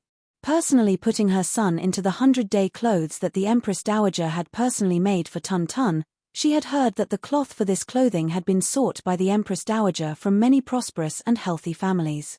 On closer look, it seemed that even the thread had come from more than 100 families. Touching the gourd peanuts and other designs embroidered on the 100-day clothes, Qingju bent to lift up the still asleep Tuntun. "Go to Luanhe Hall." Luanhe Hall was the place used by the court only to hold large banquets, such as the coronation of an empress or the crown prince. To use such a place for holding a 100-day ceremony, it was enough to prove Tuntun's position. In Luanhe Hall, the people who should have arrived came. Everyone looked towards the entrance as they waited for the empress to appear with the eldest imperial son. But due to the fact that the emperor and the two empress dowagers were present, their moves were very subtle. When it was almost at the auspicious time, the guests finally heard the sound of the Taijian making the announcement. Presenting the empress, His Highness Imperial Son. The people rose and then knelt. What they then saw was a procession walk past on the red carpet. The pair of gold slippers walking at the front, embroidered with phoenixes in flight, were astoundingly magnificent. "Rise." Everyone then stood and then saw the Empress carrying His Highness Imperial Son sit down on the right side of the Emperor. She was wearing a heavy phoenix robe, her eyes bright, she was unspeakably beautiful. Some people said after a woman gave birth, she then becomes a dried plum, sour and bland. But how the Empress looked, did she look as though she just gave birth? Some people started to sigh. No wonder the Emperor was so infatuated. This kind of woman, placed in any home, was the kind to draw a man's affections. The 100-day ceremony really wasn't a complicated event. Since the child was still so young, who would invent a large heap of rituals to torture the child? It was just the Emperor and Empress personally praying to the heavens for the child, and then personally putting on a long life lock and bracelet, to represent locking down the child's life expectancy and good fortune. Then it was the two Empress Dowagers putting on the tiger shoes and tiger hat for the child and touching the top of the child's head to represent the good wishes of the elders for the child. That was the end of it. After the process, Tuntun was carried down by the nursemaid. The two Empress Dowagers also left with them, leaving He Heng and Qingju to partake in the banquet with the other people. The names of the dishes on the banquet were all ones that were auspicious and good-sounding. The taste came second.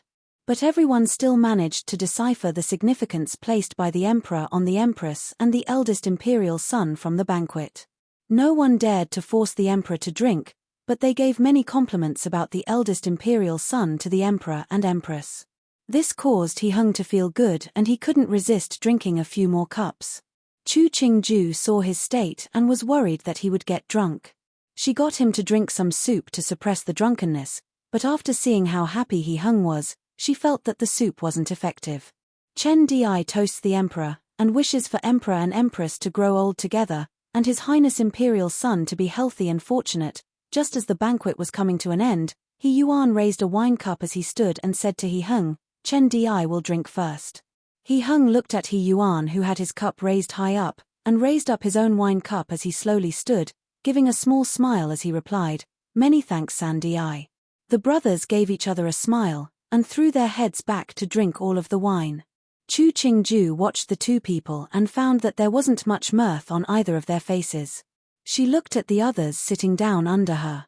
There was a height of 9 stairs that separated her from the rest of the people, and the gap between their places was even further. As expected, He Hung was somewhat drunk after the banquet. Although his actions were no different from normal, but from his eyes and the tone of his voice, Chu Qingju detected that the other wasn't clear-minded. Returned to the rear hall, when He Hung pulled Chu Qingju onto the imperial carriage, he didn't forget to order Enchanting, make sure the nursemaid takes good care of the imperial son. The imperial carriage wasn't fast or slow but moved at a very steady pace. Chu Qingju could only feel a slight sway. She gazed at the person next to her as she raised 2 fingers. "Emperor, how many?" He Hung enclosed the 2 fingers she raised in his hand, smiling as he responded, "I'm not drunk, don't worry." The palm of the other's hand was slightly hot. Chu Qingju reached to touch his forehead, smiling helplessly as she said, "That's good, no drunk would say that he was drunk, just like those who committed many mistakes wouldn't admit that they were wrong." "You don't believe me?" He Hung raised his head to look at her, his eyes bright. With a hint of poutiness and discontent, he added, "You always don't believe me." "I believe you." Chu Qingju saw his pout and smiled, reassuring, "You aren't drunk, I didn't say that I didn't believe you, right?" "Many times, you don't believe me." He Hung leaned his head on Chu Qingju's chest. "I said that I would always treat you well, you didn't believe. I said that I will only have you from now, you also didn't believe. I said that in the future, I will only have you to have my children, you still doubt me. Why can't you believe me?" The hand that Chu Qingju had been running down He Hung's back slightly stilled. She looked down at the man complaining to her, smiling gently a second later, declared, "Emperor, you think too much." "I didn't think too much, I know very well." Both of He Hung's arms wrapped around her waist, tightly embracing her. "We still have decades in the future. One day, you will believe Zhen's words."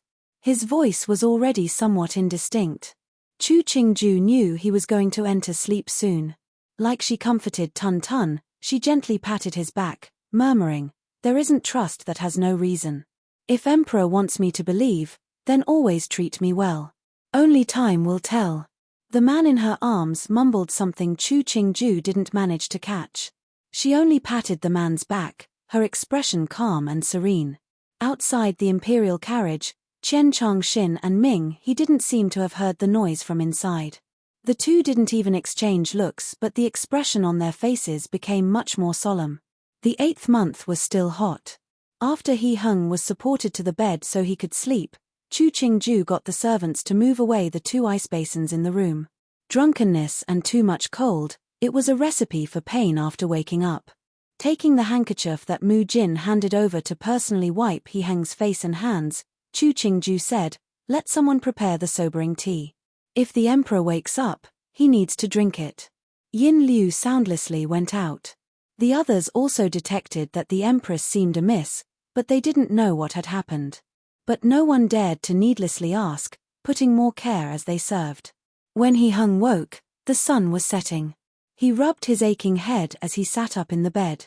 From a look, he recognized that it was Chu Qingju's bedroom. After thinking for a long while, he still couldn't recall how he had laid down on the bed. "Emperor's awake." A blue and white teacup was held in front of him. "Drink the sobering tea." He raised his head to look at Chu Qingju. The sun's rays pierced through the window to spill onto her body. Due to the backlighting, he couldn't make out the expression of her face, but he was strangely confident that the other was smiling now. Maybe it was that confidence that had him obediently take the teacup and drain down the entire cup of nasty-tasting sobering tea.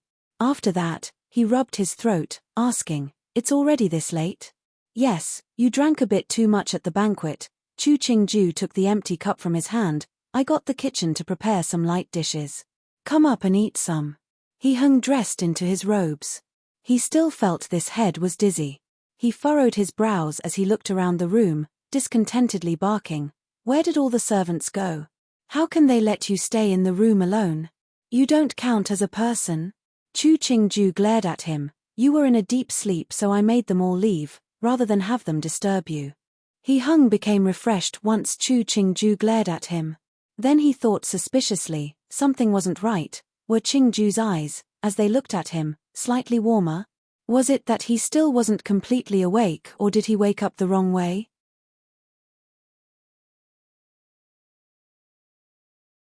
Chapter 110 Dance. The scorching summer gradually dissipated. The various juji in the palace took off their silk clothes, threw away the fans in their hands, their hairpins changed from jade to other types. There were some palace maids that thought to attract the emperor and put effort into their clothing and ornaments. But as they still had to adhere to the protocols of the palace, they had to put even more effort in. It was a pity that the emperor's entire heart was on the empress' body, and no one was able to attract the emperor's attentions. Kuei Yuan Palace had finished its renovation. The night luminous pearls encrusted in the room had been completely taken off because of the His Highness Imperial Sun. Beautiful glass lanterns were put in their place. The whole endeavor had only been due to a careless remark of a certain official of the Ministry of Works, who said that it was possible that night luminous pearls were harmful to the body. Everyone knew that night luminous pearls were rare objects.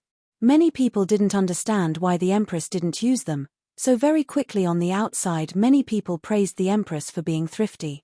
Such a beautiful misunderstanding. He Hung felt that he should let it stay beautiful forever.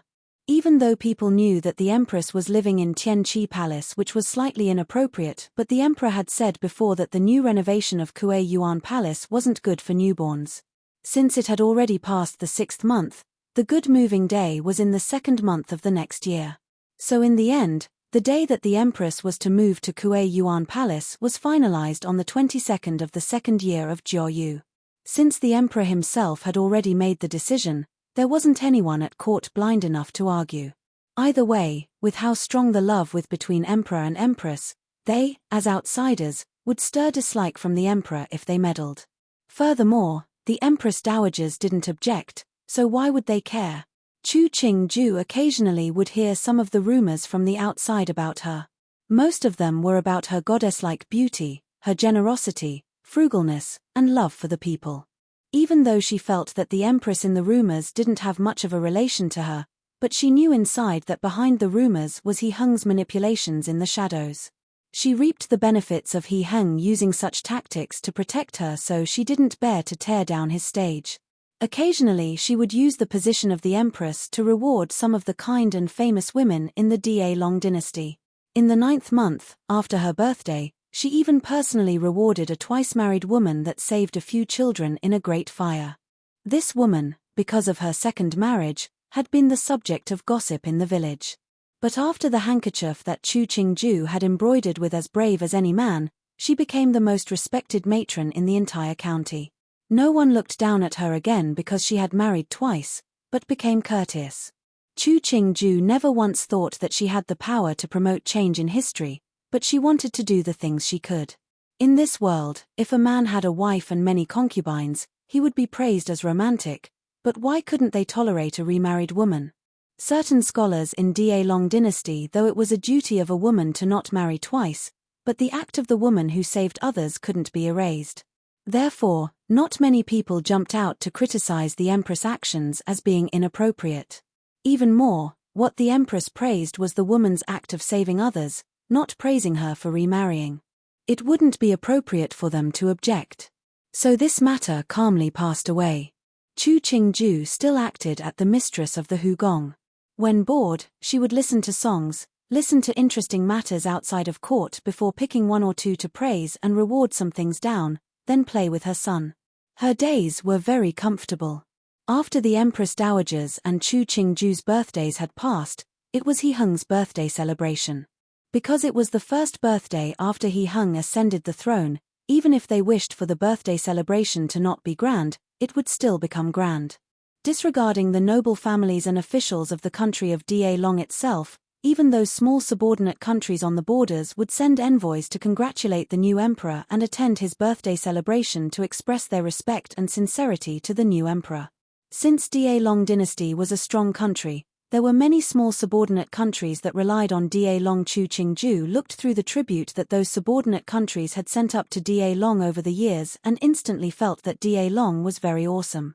Something that Chu Qingju found interesting was a small subordinate country called Jing. The present ruler of this country was a female one, and the ones coming to give the tribute this time to Da Long were her son and daughter.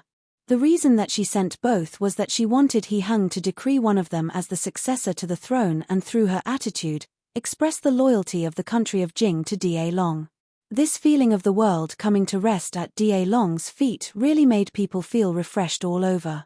He Hung returned to the rear hall and saw that Chu Qingju was still looking at the information of the subordinate countries. When he took a closer look, he found that what she was reading explained some of the customs of the country of Jing. Then he asked, "What's so special about this Jing?" Chu Qingju fanned the papers in her hands. "I heard that Jing's princess is amazingly beautiful. Coming to Da Long this time, I wonder how many men would she enchant." "That's just the Jing people's own opinion." He Hung's tone was slightly disapproving. "Jing's territory is high up, so the majority of people's skin are dark-colored, so how beautiful could they be? Compared to our Da Long's females, they must be severely lacking. It's all just unfounded rumors to deceive ignorant people." The corners of Chu Qingju's lips jerked. It did seem like that the males of the Da Long dynasty did prefer women with white and soft skin. So He Hung's attitude, it really was normal. "What, you don't like this princess?" He Hung assumed that Chu Qingju was worried that he would have an interest in that Jing country princess and assured, "Don't worry, I have no interest in other women. Even more, this Hugua princess wants to be empress, not our Da Long's Fei Pin." Chu Qingju placed the information on Jing country to a side and snorted, "Emperor, you're thinking too much." I was thinking too much, don't be angry." He Hung laughed lightly, holding up another stack of information. "You don't need to waste too much effort on these subordinate countries. Like this duo Han. 100 years ago, they frequently robbed and killed our people at the northern border of Da Long. In the end, they were soundly defeated by our Da Long. They got scared and then obediently gave their allegiance. If they were not obedient, they would get beaten up." Chu Qingju finally realized the attitude Da Long held towards those subordinate countries. "The main idea was be docile for me, listen to what I say, or I'll beat you up, down into the ground. I was just reading through because I was bored." Chu Qingju massaged the back of her neck. "Our Da Long is so strong." He Hung smiled. "Falling behind means getting beaten up. That was the lesson that the previous dynasty taught us." He Hung reached out a hand to gently massage her neck. "However, has Qingju forgotten something that was promised to me?" "What?" Chu Qingju raised an eyebrow. She thought that her recent memory was pretty good and hadn't diminished due to her pregnancy. "For example, you once said you would dance for me." He Hung reached to grasp that soft waist. "I often wonder what Qingju's dancing is like." "I said that it depended on your performance." Chu Qingju smiled. Seeing He Hung's let-down expression, she smiled, conceding, "All right, looking at your good behavior recently, I'll let you see 3 days later." "Wait for Ben Gong." He Hung saw that her eyes were suddenly lit up, and his disappointment all dissolved into a smile. "Thanks, Empress, for her grace." "What is this?" In the evening, Mu Jin saw a palace maid come out with a stack of paper that had ink on it, and became worried that this palace maid was taking out something she shouldn't have. She reached to take the papers and casually scanned. Seeing something about the Hugua princess was beautiful and skilled in dancing, her brow furrowed as she asked, "Who let you clean this up?" Mu Jin Jejie, "It was Nyang Nyang who let newbie clean up," the palace maid submissively answered. Mu Jin saw that the palace maid was quite young and seemed quick-witted, so she ripped what was in her hands and rolled it into a ball. "Go and burn it, it's nothing useful." No matter what it was, as long as it was something that came from Nyang Nyang's place, she always likes for the others to clean it completely. Yes, the young palace maid took over the paper ball and carefully held it in her hands as she left, clearly in a rush to burn it. Still too inexperienced. Mu Jin sighed. Clever, yes. But her actions were still immature. She still needed more training. Entering the room, she saw the Empress was practicing a back bend. She was accustomed to it and went forward, asking, "Nyang Nyang, newbie and Jin Zhon has already picked the fabrics." Jin Zhon's skills are better than Nubi, so the clothes will be made by her and Yu Zon. Nubi has also prepared what you ask for. Do you want to see? I'm confident in your abilities, there's no need to make trouble. Chu Qingju smiled as she replied, you just have to finish decorating the Western Hall before tomorrow night according to what I ordered. Nubi knows, Mu Jin didn't ask why the Empress was preparing those things. As a servant, she was very clear to her position, and knew what to say or not say. Chu Qingju returned to standing but didn't immediately sit down, only wiping the sweat from her eyes as she ordered, send some water in, I want to bathe. After Mu Jin retreated, Chu Qingju walked to the window to look at the parasol tree. She sighed. It had been almost 2 months since that time that He Hung was drunk. Every time she thought about He Hung's discontent and sorrowful expression, she felt that she might have been too ruthless with He Hung. But she always was mind over heart. To lose her mind when interacting with a man, that wasn't her style. What she could do was when the other treated her well, she would treat the other well. If the other had no feelings, then she wouldn't offer herself. If a person disappeared from the world, the sun would still rise. The nights in autumn were cold, but the moon was exceptionally bright. When He Hung finished attending to state matters, he rushed to the rear palace. He still remembered that dance that Chu Qingju had promised him. The result was that when he reached the rear hall, he found it empty, even Chu Qingju's shadow wasn't seen. Empress invites you to the Western Hall of Kuei Yuan Palace. Yin Liu was holding a lantern as she bowed at the doorway, please. He Hung didn't get irritated and was in a good mood as he followed Yin Liu. The rear hall wasn't far from Kuei Yuan Palace. But what He Hung found unexpected was how exceptionally dark the road was. The only brightness came from the lantern that Yin Liu held. On the lantern was drawn a woman wearing red, flying in the air. When he reached Kuei Yuan Palace, He Hung saw the tightly closed Western Hall was lit up brightly. At the door, there were 2 palace maids standing guard. Other than that, he couldn't see anything else. Qian Changxin and the others that had followed after He Hung were curious.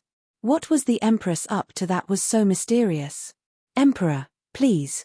Yin Liu smiled as she ushered the other towards the Western Hall and then turned back to look at Qian Changxin and the others waiting behind. You all can wait outside.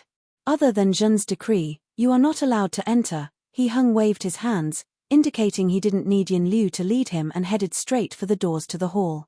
Seeing the 2 palace maids at the door bow to him before leaving, the curiosity in his heart grew.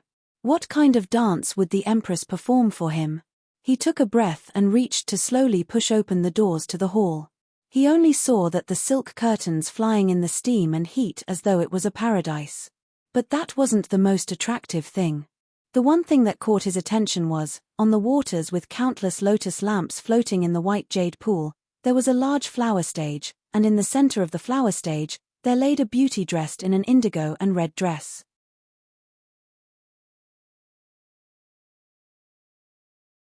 Chapter 111. Flying gracefully, the lights in the Western Hall suddenly extinguished.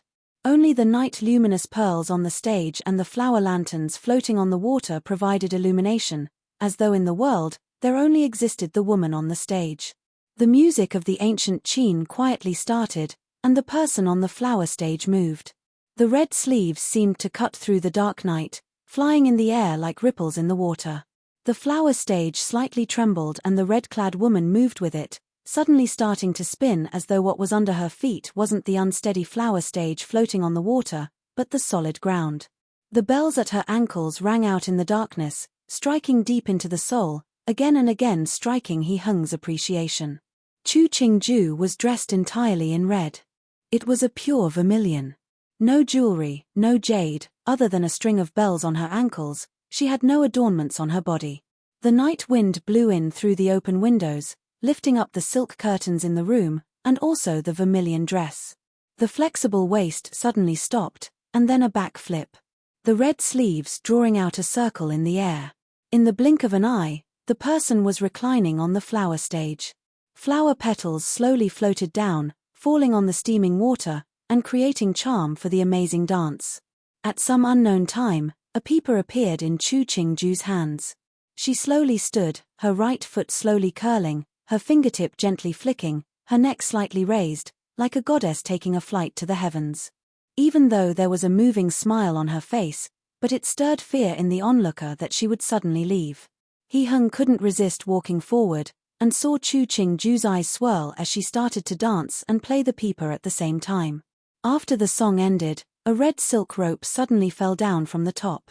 Chu Qingju wrapped her hand around the rope and with a push of her feet, she managed to fly off the flower stage in the midst of a rain of flower petals. Qingju. He Hung pushed aside layers of silk. When he saw the faintly smiling person reclining on the bed, his heart jumped. He muttered, "The ancients talked about one dancing the feathered coat and rainbow skirt with a breeze in her skirts. It's only today that I know what it meant." Chu Qingju turned around, changing to lean on the bed, her eyes bewitching as she asked, "Is Emperor satisfied with my dance?" "A dance that overturns the state." He Hung walked next to the bed, reaching to pull out the jade hairpin in her hair, his voice husky as he replied, "To have such a woman, in this life what else do I need to ask for?" The wind started, the sleeves slightly swayed as though it stirred He Hung's heart. He couldn't resist gathering Chu Qingju in his embrace. Such scenery, such beauty, his heart was tangled like hair, and there was nothing else that could enter his eyes. The servants all waited outside Kuei Yuan Palace. No one knew what had happened inside Kuei Yuan Palace. Some of the attendants that had cooperated with Chu Qingju in her dance had all left when Chu Qingju stopped dancing. The moment the doors to the Western Hall closed, it also closed on the romantic night of the Emperor and Empress. The moonlight was still there, the people were still the same, but to Mu Jin and the group of people waiting outside, if the Emperor hadn't appeared out of the Western Hall now, then it meant that before the sunrise tomorrow morning, the Emperor wouldn't come out. Mu Jin turned to look at the Western Hall. Not just Emperor, even her, a woman, when she saw the Empress in that vermilion costume had been dumbstruck. Perhaps, there really were women in this world that might be the most beautiful in the world, but they didn't have the ability to entice others, like Empress did. When Chu Qingju woke up, the sky was turning pale. She looked at the man who was holding her, and reached out to brush aside the strands of hair in front of the face. Two pairs of eyes met, and she found the other was already awake, his eyes incomparably warm. Awake. He Hung reached to brush through Chu Qingju's hair, smiling as he asked, "Call for the servants to come in?" Chu Qingju yawned and looked outside the window through the layers of silk. She lazily leaned her head on He Hung's chest. "Don't want to get up."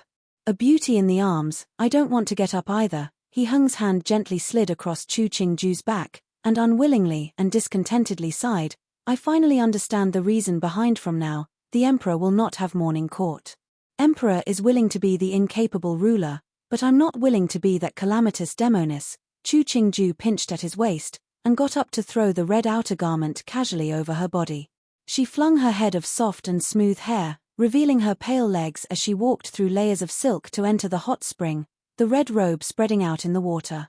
He Hung dressed, and when he walked next to the water, he saw her swim around in a circle with seductive poses. He turned to grab a large and clean towel, squatting down and reaching with his hands, urging, "Come up, it'll be cold when you get out of the water." Chu Qingju swam in front of him. She looked at the hands he had reached out with, and suddenly pulled, dragging He Hung into the water. Ming He and the others that had been waiting outside the hall heard the sound of something landing in the water inside, and then the laughter of the Emperor and Empress. They could only quietly bend down even more and bury their heads even lower. The end result was that He Hung managed to arrive at court almost 10 minutes late. But it was such a short gap that no one thought more about it. The only thing that the officials couldn't understand was why the Emperor was in an exceptionally good mood. Even his voice as he decreed to investigate corrupt officials was softer than usual. The officials thought in puzzlement, was the Emperor expectant of the upcoming birthday? At the end of the 9th month, the envoys of the minor countries started to arrive in Jing City. They were placed to live in the visitor palace that was set aside for guests. Even though it was a palace, it wasn't connected with the imperial palace, but was constructed on a certain wide and clean street. That same street was also home to many noble families. After the envoys arrived, they quickly sent their cards to He Hung. However, it was the Ministry of Rights officials that saw them. If they wanted to see He Hung in person, they had to wait for the birthday celebration. When it was time for the country of Jing to arrive, it caused a portion of the people to gather on the side of the street. They held curiosity for the carriages from another land. Even more, they had heard that a beautiful princess was sitting in the grand carriage. Such alluring gossip, even if they didn't see the person, it was enough to see the carriage. The envoy from Jing was settled down in the Jiaoxiong compound of the visitor's palace. After moving in, the imperial son and princess of Jing, and the envoys from other countries mutually exchanged greetings, sought out news about the city of Jing before they returned to their compound. Dai Rong looked at the teacup in her hand, her voice slightly awed. Da Long is so prosperous and glorious, even a teacup like this would be something in our Jing that everyone would fight over. But here in Da Long, it's just something common. A smile formed on her beautiful face. I heard from others that said that the new emperor is extremely handsome and is a very capable ruler. Also, he doesn't have many women in the Hugong. Such a rare kind of emperor. But I heard that the Empress of Da Long is as beautiful as a goddess, kind-hearted and in love with His Majesty the Emperor. Tuer seemed to have seen through his Mei's mind, indifferently playing with a bracelet of agate. It makes one admire. There is no man in this world that doesn't want something new. Dai Rong smiled carelessly, her expression extremely confident. The past emperors of Da Long, they all had many beauties in their Hugong. Tuer shrugged, and spreading out his hands, he declared, "All right, I won't stop you from whatever you will do. If you make His Majesty the Emperor mad, and lose the right to succession, it would be a great event for me. My good Gidge, there isn't a man that would neglect a beautiful woman." Dai Rong's index finger slid across her red lips. "Just wait and see. I will become Jing's greatest empress. Since you insist on doing so." Tuer put down the agate bracelet in his hands and spread them, smiling. "I hope you succeed." When he finished, he smiled and walked out of the room, turning to return to his own rooms. "Princess, what does the imperial son mean?" A female attendant behind Dai Ron frowned as she asked, "Would the imperial son try to set you up?" "Don't worry, Gidge isn't so stupid as to fight with me in front of His Majesty the Emperor. That wouldn't be of benefit to Jing's reputation." Dai Rong set down the cup in her hand. "Even more, mother favors me more. More people are willing to listen to me. If he wanted to scheme against me, he doesn't have many helpers." Thinking about the empress that Tuer mentioned, she snorted. Most of the women of Da Long were in the mold of being virtuous. For a time, a man would find it interesting. If they had to always face such a kind of women all the time, it would be strange if they didn't get sick of it. If she could use her beauty to obtain the favor of His Majesty the Emperor, she would get the throne, and also get more benefits for Jing from Da Long. Why shouldn't she do it? So what if there was an empress? Would the emperor remain pure as jade for her? In the rear hall of Tianqi Palace, Chu Qingju was teasing Tun Tun to reach and grab the small drum in her hand. Seeing his head sway about with the drum, and reaching out to grab, she smiled as she pushed the small drum into his hand. Then she saw Tuor clumsily shove the drum into his mouth. Chu Qingju didn't stop him. Seeing his toothless mouth smear the drum with saliva, she took a handkerchief to wipe his face. Then she reached out to rub his back. Finding that his temperature was normal, she lifted Tuor up. "Tun Tun, say ma." "Ah, ma. Ah, ah." Seeing Tun Tun smile ignorantly at her, Chu Qingju couldn't resist kissing his face repeatedly. "Tun Tun, tomorrow is your father's birthday, say ma." "It's my birthday, why should he first call you?" When He Hung came in, he heard the words and helplessly walked in front of his son. He reached out to poke his son's face. Seeing him duck into his Muhu's arms with a dark face, his eyebrow raised as he remarked, "This brat knows how to hide." "Don't poke." Chu Qingju slapped aside his hand. "Rough hands and feet, it'll harm his skin. He's not tofu and can't be touched." He Hung resentfully took his hand back. Seeing Tun Tun reach with his plump hands to lie on Chu Qingju's body, he asked, "Why do I feel that he is much closer to you?" "He lived in my belly for more than 9 months. Chu Qingju shot him a glare. "If you can give birth to a child, he will be close to you." He Hung rubbed his nose. He felt that he couldn't challenge a woman's power and status in this field, and only responded, "Ian, it's good that the child is close to you. It means that this child will be a filial one." Finishing, he took the advantage to rub his son's butt. Chu Qingju handed the child to the nursemaid and sat down on the chair with He Hung. She knew that many envoys from subordinate countries were arriving tomorrow and asked, "Have all the envoys arrived?" "All here." Even the one from Du-Han managed to arrive 4 days earlier. He Hung thought and then added, "The imperial son and princess from Jing also came. I heard that they caused quite a fuss." Chu Qingju raised an eyebrow, arguing, "A beauty's entrance should be grand." He Hung smiled. Then he objected, "As a subordinate country, they should act like one. What host would like a loud guest that overwhelms them?" Chu Qingju listened to his tone of voice and detected that the envoy from Jing had done something to make him unhappy, so she asked, "What did they do?" "I heard they created a furor when they entered Jing City and then came in a 12-horse carriage." He Hung's brow furrowed. "Xiandi hasn't yet passed away for 3 years yet, but they are already dancing and singing. They have no sense of propriety." Chu Qingju finally understood.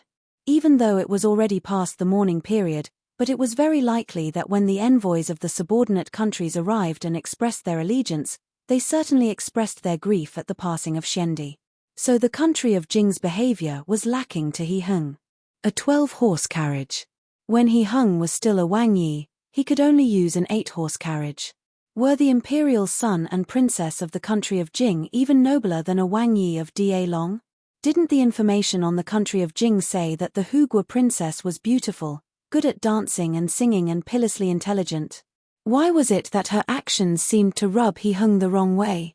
Or was it that this was the tactic that the Hugua princess was using to attract the new emperor's attention? Such a pity. Regardless of her real intentions, her ploys were being performed in front of blind people. It also made He Hung discontent. It really made people feel sympathy. The feathers coat and rainbow skirt dance originated in the Tang dynasty when Tang Xian Emperor dreamed of going to the Palace of Heaven and saw the goddesses dance. He took inspiration from that to compose a song and dance suitable to perform in the palace. Later, Yang Guifei was one of those who did the performance. Additionally, the phrase comes from the Song of Everlasting Regret. You're tuning in to the Dreamy Chapters YouTube channel.